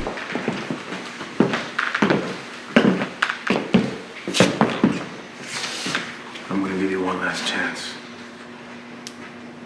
Where's my money? What if I told you I could get your money back? If you give up Tess, what would you say? I would say yes. Which shows that clearly Danny he cares about the money, but not as much, that he did all that as a benefit to get, as his own benefit, to get Tess back. That was his main priority, right? You see Benedict choose money, and Danny chooses Tess, basically. Choose money too, but mainly Tess. And he shows Tess that, look, I'm here. You know I did all that because, yes, I want the money, but why do you... Tess knows why he did all that. And that's because he wants Tess. And she knows that, and she sees how much he risked and how much he did to have her, which Benedict would never do. And you know what? The fact that you said it saddens you to say that it was for Tess, that pretty much reflects Brad Pitt's character in the movie. Because when he realizes that it could potentially be just to get Tess back, he realizes that he's really putting the whole team at risk just to get this one girl back. Yep. Yeah, and he looked like that was like another time too where I thought, okay, he's pissed, but then he still kept it. Unlike these, Trevor Michael would have been bumping heads. Yeah, but then you could see Rusty still has trust in Danny, and he's still composed. He's still calm. As long as the job gets done at the end of the day, that's all that matters. Or at least for Danny. Get the money, sure, but he wants to get Tess back. 100%. 100%. The film's success and legacy. Let's talk about it. The film's success and legacy, well, obviously they made how many sequels? 2, and they made a spin-off, Ocean's 8, which is the all-female class. Yeah. That tells you the success they had. Obviously, any movie to have sequels, especially 2 and a spin-off, has to be successful. There's no way that it's not going to be successful if it has that, right? No one's going to make a movie, no one's going to make 2 sequels and a spin-off of a movie that no one liked, right? So that's one point. The second point is the legacy. This movie came out in 2001. GTA 5 came out in 2013. Okay? 2011. 2013. Yes. I don't know why I knew I had that right, but 2013. Now, this being a heist movie, Ocean's 11, and all the planning and everything that went into it, I saw themes of that in GTA 5 for sure. The planning, the heist, the actual heist, the different roles that exactly. That's why I'm saying that. So, number one, the success, they made sequels. You're never going to make sequels of an ass movie. Number 2, GTA 5, since it's the topic of this podcast, so many similar themes, right? They definitely took inspiration. Even in GTA Online, when you're with your peers trying to figure out whose job is who, it's exactly like the actual movie. Yeah, you be the hacker. Yeah, you do this. You're going to do that. What are your final thoughts on Ocean's 11? I loved it. If I had to give it a score out of 10, and I don't know if anyone else has done this on your podcast, but I'm going to do it anyways. Yeah, a few people have. I would give this movie, and saying that, I'd give it like an 8.7. 0.7, not 0.5. Not 0.5. I'm being very precise, which if we were put on a 100% scale, it would be 87, which is really good, right? There's only like a few movies that I've actually given a 10 out of 10 that I would never change. But this, for being an 8.7, absolutely loved it. I would definitely rewatch it. Great movie. Great movie, definitely rewatchable, and very straight to the point. They don't like do any like extra side stories, as I said. They don't add like extra unnecessary bullshit like to the story. They just go straight into the story. Not even an hour into the movie. Like they go straight to the heist, the planning. I actually called my friend the next day and said, "You need to watch this movie." To your friend, watch the movie. Watch the movie. And I hopefully he watches it by the time this comes out. All right, album review. So, today's album review is on Compton, which is the 3rd studio album by Los Angeles hip-hop producer and rapper Dr. Dre, and was released on August 7th, 2015 by Aftermath Entertainment and Interscope Records. This album is the first album released by Dr. Dre in 16 years since the release of Dre's second album in 2001 and 1999. Compton was inspired by the 2015 biopic Straight Outta Compton and serves as the unofficial secondary soundtrack to the movie. The album features multiple guests and well-known protégés and associates of Dr. Dre, which include Eminem, Kendrick Lamar, Snoop Dogg, The Game, Ice Cube, Exhibit, and then newcomer Anderson .Paak. The album debuted at number 2 on the Billboard 200 and sold 295,000 album equivalent units during the first week of release. Upon the album's release, Compton received acclaim from music critics. Dr. Dre had described this album to be his grand finale. However, at the time of this recording, this claim has turned out to be false, as Dre has hinted a release of an upcoming 4th album. So, Compton by Dr. Dre. So yeah, this is the second Dr. Dre album review on this podcast. I've already told everyone when I was first familiar with Dr. Dre on the first episode with Retroheads. If you haven't checked out that episode, go ahead and check it out. When I was first familiar with this album, or I should say rather introduced to this album, it was when Straight Outta Compton dropped in 2015. That was literally the time that I became an old school hip hop fan through the Straight Outta Compton movie. And obviously watching the movie, I heard about the soundtrack, or not the soundtrack, but like the album that Dre dropped around the same time. And when I first heard that album, I was like, wow, this is actually a really good send-off album to his career. Obviously 9 years later, he's hinting of release at a fourth album, so it doesn't really sentimentally hit as much as before, but nonetheless, I mean, it's still a great album. And I listened to it, I was like, wow. It's like, holy shit, this guy's just reminiscing on the past. He's like looking out for, younger artists at that time, and even today, just telling them what to do, what not to do, what to look out for, how to be successful, what to avoid, all that shit. Or were you first familiar with Compton? So with the album, I again, because I love the movie Straight Outta Compton, I heard about the album, but for some reason, I never listened to it. I listened to a few songs, because a few songs were big and mainstream, so I will admit that. I listened to a few songs.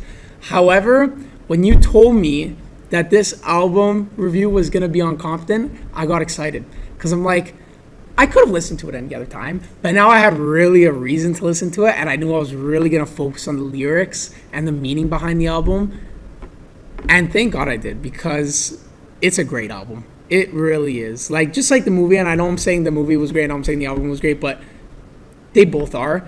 And the album, the passion you can see in it with the artist and Dr. Dre and the lyrics and the storytelling is top notch. And I'm a big J. Cole fan. I listen to a lot of Kendrick Lamar, and which was actually a lot, I was on this album a lot.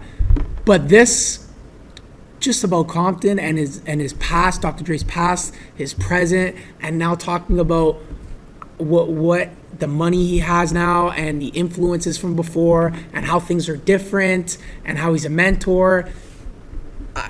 It was one of the better albums I think I've ever listened to. Considering that it's from like 2015 as well, because like especially 2015, all you hear is a lot of trap albums. This is an album that like still carries that like old school vibe. Trap Queen. 17. Yeah, exactly. Hello. Yeah, exactly. A lot of trap albums at that time, so for an album to be this good for the time period that it was released in, yeah, it carried that old school vibe. It carried, as I said, it carried a sentimental vibe, because obviously this was supposed to be Dr. Dre's last album. And obviously the storytelling, as you mentioned, was fucking, it was just A tier. It was very superior compared to any storytelling album dropping at that time. Not trying to disgrace or discredit any storytelling album at the time, but like the way that, because Dre's been here for 2015 was a good year too for music. It was a good year, yeah. Because Dre's been in hip hop for up until that point like almost 30 years. Yeah. So imagine how much experience, how much stories he has to tell on that album. Oh, 100%. And it's great for the young artists to hear too, that are even in the album. He's giving that he's giving spotlight to. And just to imagine being in those artists' shoes and having Dr. Dre as your mentor, or even just someone to pick up the phone and call and listen to. Because that guy is like the face of the industry. The greatest hip-hop producer of all time. Yeah. There's no argument there. Yeah. If it wasn't for Dr. Dre, and I've said this on episode 4, if it wasn't for Dr. Dre, we wouldn't have most of your favorite artists here. Because the Dr. Dre family tree, you got Snoop Dogg, you got Kendrick Lamar, you got 50 Cent, you got The Game, you got Eminem, and then you have artists nowadays that are influenced by rappers that were influenced by Dr. Dre's protégés. And those artists you just named are some of the top of all time. Of course, yeah. And then they're all Dre's protégés. Like, look at the Super Bowl. You have all of Dre's protégés, and I'm sure you have a few favorite rappers that were influenced by at least one Dr. Dre protégé. Yeah. And it's most likely going to be Eminem or Kendrick. Yep. Yeah. 100%. Back to the album, yeah, this album is just like, if only this was actually his final album. And I'm not saying I don't want Dre to make music, but... That's what I was just going to say. I was going to say, are you really going to say it? Because you're a big Dr. Dre fan, so I'm like, are you sure that you don't want that to be his final? But I get exactly what you're saying, especially that last song. Talking to My Diary, bro. Like, where he's reminiscing about like his old days as a producer working with NWA, or even just like reminiscing about hanging out with his with Ice Cube and Easy. That's what caught me in that song. He talks about at the beginning of that song. He says, he says how much money he has. He talks about a Benz and everything, and then you catch him near the end. Actually, I think it's like the last verse. He starts talking about Easy and Ice Cube, and then he goes, "Oh shit, you're catching me like reminiscing and like." Thinking about the past. I used to be a starving artist, so I would never starve an artist. This is my passion, it's where my heart is. It hits the hardest when I think about the dearly departed. Like the nigga I started with. I know Easy can see me now, looking down through the clouds. And regardless, I know my nigga's still proud. It's been a while since we spoke, but you still my folks. We used to sit back, laugh, and joke. Now I remember when we used to do all-nighters. You in the booth and Cube in the corner writing. Where Ren at? Shout out to my nigga Yella. Damn, I missed that. Shit, a nigga having flashbacks. When I open up my book, I think about the world later. No ink in the pen, no lines on the paper. I'm just talking to my diary. I'm just talking to my diary. Sometimes when I got a lot of shit on my mind, I'm just staring at the sky. You probably thinking I'm high. I'm just talking to my diary. I'm just talking to my diary. The message that song conveys is, you know, enjoy all of these moments that you have in your early life, because at the end of the day, you're gonna have all this fun in your youth, and you're gonna look back and say, man, those were the good old times. Yep. And I know it sounds cliche, but like that's the true. That's the thing about cliches; they're just fucking true. That's what I think he was trying to point out in that, like a hidden meaning in that part of the song too, right? Just reminiscing on the good times. Yeah. You were just starting up in your career, whatever career you had, and then just like the friends that you made along the way, and the people that you met. And it's like, yeah, it's just. That song is just basically a trip down memory lane. Yeah. For Dr. Dre. One of the biggest things about this album too is, again, Dr. Dre's stories, and you always would love listening to his stories because he has so much to say. There's so much behind the scenes stuff he knows too, and for a listener who's like really, you know, passionate about him and always listens to his music, would love that. And he does a lot of it on this album. The second thing is, he talks a lot about Compton, and obviously the album is called Compton. But as much as you hear about Compton being, you know, this place of crime and gangs, drugs, and whatever else, at the same time, what I love about it is he presents like this hope. He presents like this hope in the album of like, and even listening to the intro, it shows how at the beginning they said, oh, this dream place in California, Compton, like, it's gorgeous and whatever. It used to be filled with white suburban families and whatever, way. And then you hear about, near the end of the intro, it talks about, well, you know, that's kind of not what happened. Rising gangs and high unemployment rates and everything. And complete opposite of what they thought of. You know, when you think of like a dream place in California, oh, this is awesome, like white picket fences. Yeah, and then you hear about all the things you hear about now. Crime rates are, even at the end too, he says crime rates are some of the highest in the country and whatever. Like, it's crazy how Dre's been through all of that. He talks about his own story and then talks about Compton, who so many of the artists on the album and that he is involved with are from Compton, and himself. You know, that's the one thing I didn't like about this album, the fact that 50 Cent was on there. If you know 50 Cent is one of Dre's well-known proteges. Yeah. But to be fair, I think it had something to do with the game. And if you know the game and 50 Cent, they've had beef. They're both Dr. Dre's proteges. I mean, the game is from Compton as well, so it makes sense for him to be on it. And he's a Dre protege as well. But if this was really Dre's final album, I mean, either way, whether it was final album or not, I think 50 should have been on there. In the Club. That's like one of the best rap songs in popular rap. That is a song you go to any club, it's some chick's birthday, and that song's playing. And who produced that song? Yeah. Dr. Dre. Exactly. If you ask 90% of them that question, they probably wouldn't be able to tell you. Exactly, yeah. 50 Cent not being on this album. Only thing I didn't like, doesn't bother me as much, but it would have been sick to see him on this album. Yeah. But then at the time, obviously, they didn't really squash his beef with the game at the time, because the year after they squashed it, so to speak. But yeah, I mean, yeah, shit. I mean, it's still a good album. But of course. If 50 was on there, it would have been sick. It would have been sick, but you also can't take away from the album just because one artist isn't on it. Exactly. It's still a great album. Exactly. There's so many things in life where we get, and then where it's like missing one little thing, and we're like, oh, we've been so much better with that, but you still have to appreciate what it is. Listen, this is Dre's album. That's the main focus. You don't have to worry about like these minor details being left out. And you get a lot of artists in it. There's a ton of artists in it. You got Kendrick Lamar. You got Snoop Dogg, Ice Cube, Exhibit. Out of all people, Exhibit on there. Came back to record this album with Dre. You got The Game. You got Anderson .Paak, who was unreal. Who was literally introduced on this album. Yeah. Yeah, this was one of the first few albums that I was introduced to in Animals. unreal. He was incredible in that song. What do you think of the lyrical skill set on this album? Obviously fantastic. We hear that Dre uses a lot of writing. Would I say? He uses a lot of exactly. So I he's guess I really can just good. come out and say it's ghostwriters, right?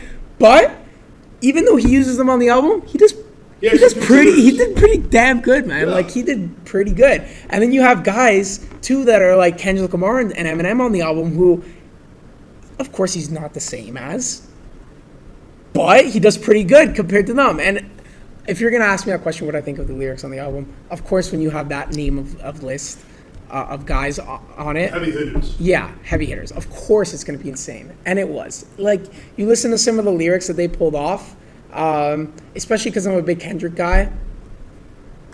Great. The beats, like a lot of people say about the album, blended old style with modern, and I like how some songs are a little slower. And even some songs that I like slower with a beat change, you switch it up a little bit, and some are a little bit faster paced, with more of a gangsta rap feel in it. So that's what I would say. Exactly. That's what I would say. And he does a lot of that, right? He does a lot of mixing and matching, but also keeping it modern and blending it with old school. Yeah, and specifically tailored to that artist. Exactly. Or to Drake. Yes, he does that too, right? He's the type of guy, producer, which most producers are like, but he wants to see the young guy shine. Or anybody who's on his album, the spotlight's on them. Even though it's his album, spotlight's on them. What are your top 3 favorite songs on this album? I'll say mine. Go ahead. Number 1, Talking to My Diary. Number 2, Just Another Day. 6 pounds of chronic on my grandma coffee table. That's how you remember it. That's how I remember it. Yeah, dip into the liquor store. 9 of my khaki scripts trying to get at me. My red Impala bumping like acne. My city attract me. Been shot, robbed, stabbed, chased home, socked out, jabbed by essays, cops, degenerate niggas with rags, disintegrate niggas with enemy. Dome shots like Kennedy. Slugs dripping with Hennessy. Got murderous tendencies. Don't know where the fuck they got me from. Martin Scorsese when I pull out my gun. Scarface, car chase. Tell me how your blood tastes. Ask your baby mama shit. Tell you how to go with my name on it. The thrill is high. Know somebody's watching, but I don't know why. Feel the fire burning. It touches the sky. Feel him coming at you. I won't die tonight, so I get by.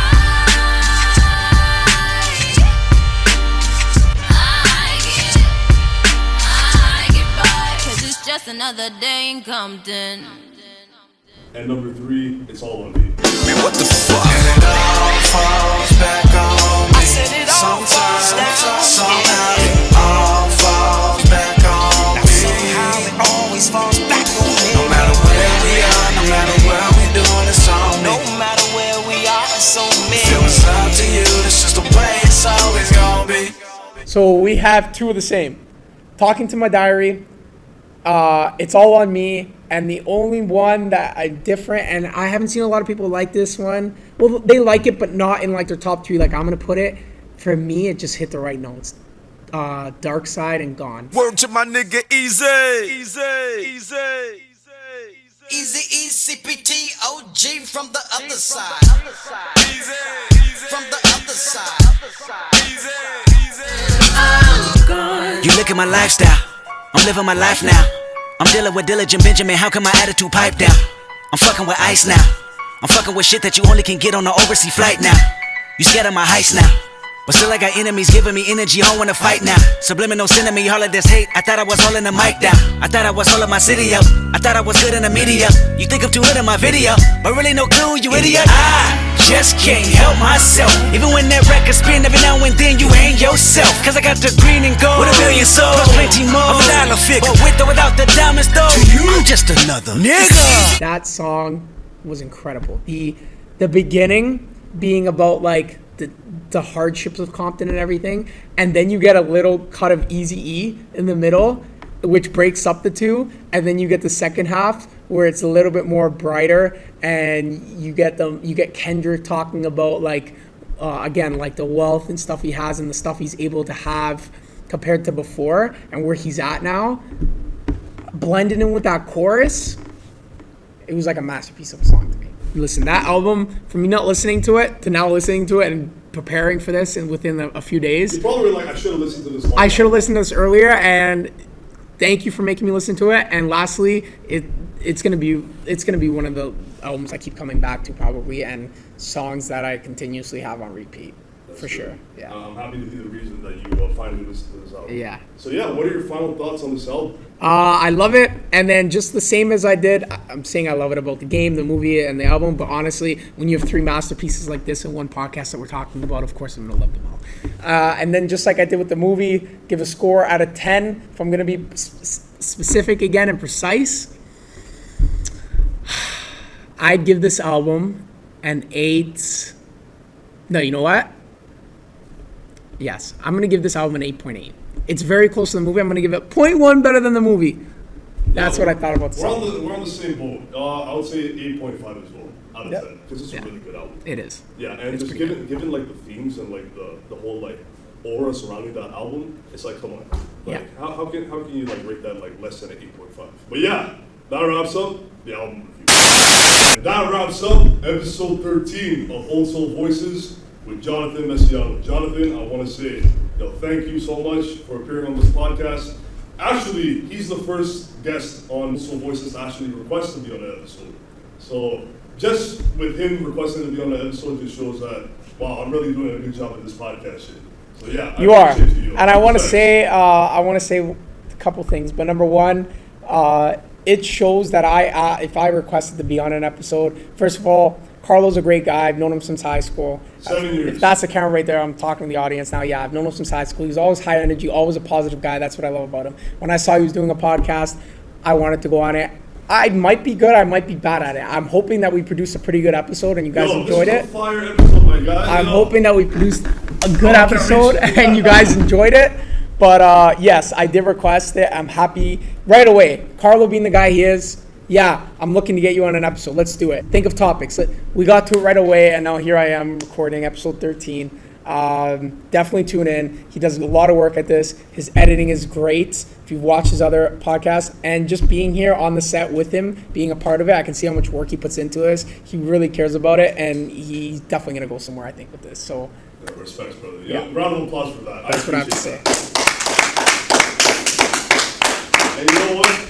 Given the fact that this is the first time I'm actually seeing you in person in 6 years, and the fact that like today was just an overall vibe, holy shit, today was a good day. It was. And you know what? If there's any extra things you want to say to the audience, if you have anything going on in your life, anything you want to promote, anything that you just want to say to the viewers as final I feel like I'm on Hot Ones. You know at the end of Hot Ones when they do that? They always tell me that sometimes after the podcast. Yes. I'm on Hot Ones. But yeah, look to the camera again and then just...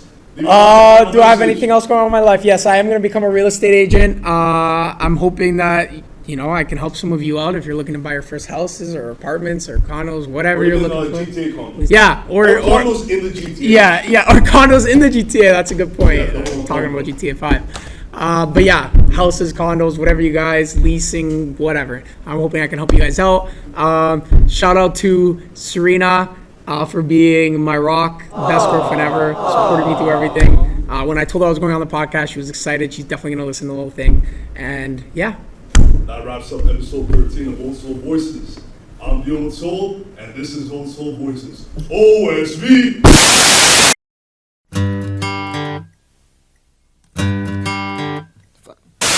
Yo, what up? I'm the Old Soul Carlo Bravo, and today I welcome everyone to the very first episode the Old Soul Voices podcast. Round of applause.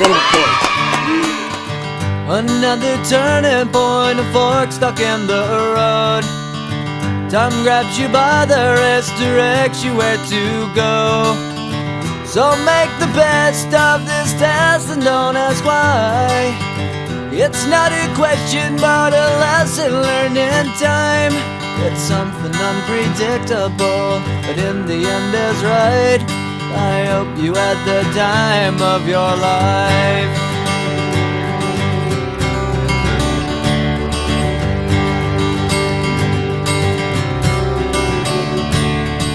So take the photographs and still frames in your mind hanging on a shelf in good health and good Culture, and it's time. slowly starting to kind of fade. Fuck cancel culture! Yes. Dead skin on trial. For what it's worth, it was worth all the while. It's something unpredictable, but in the end it's right. I hope you had the time of your life. First of all, Carlo's a great guy. I've known him since high school. 7 years. If that's the camera right there, I'm talking to the audience now. Yeah, I've known him since high school. He's always high energy, always a positive guy. That's what I love about him. When I saw he was doing a podcast, I wanted to go on it, being a part of it. I can see how much work he puts into this. He really cares about it, and he's definitely going to go somewhere, I think, with this. So, Yeah, round of applause for that. that's what I have to say.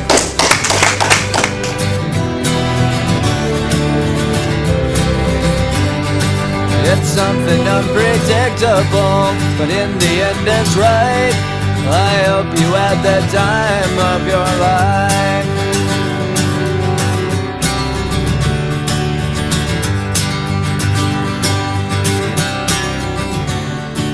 It's something unpredictable, but in the end it's right. I hope you had the time of your life.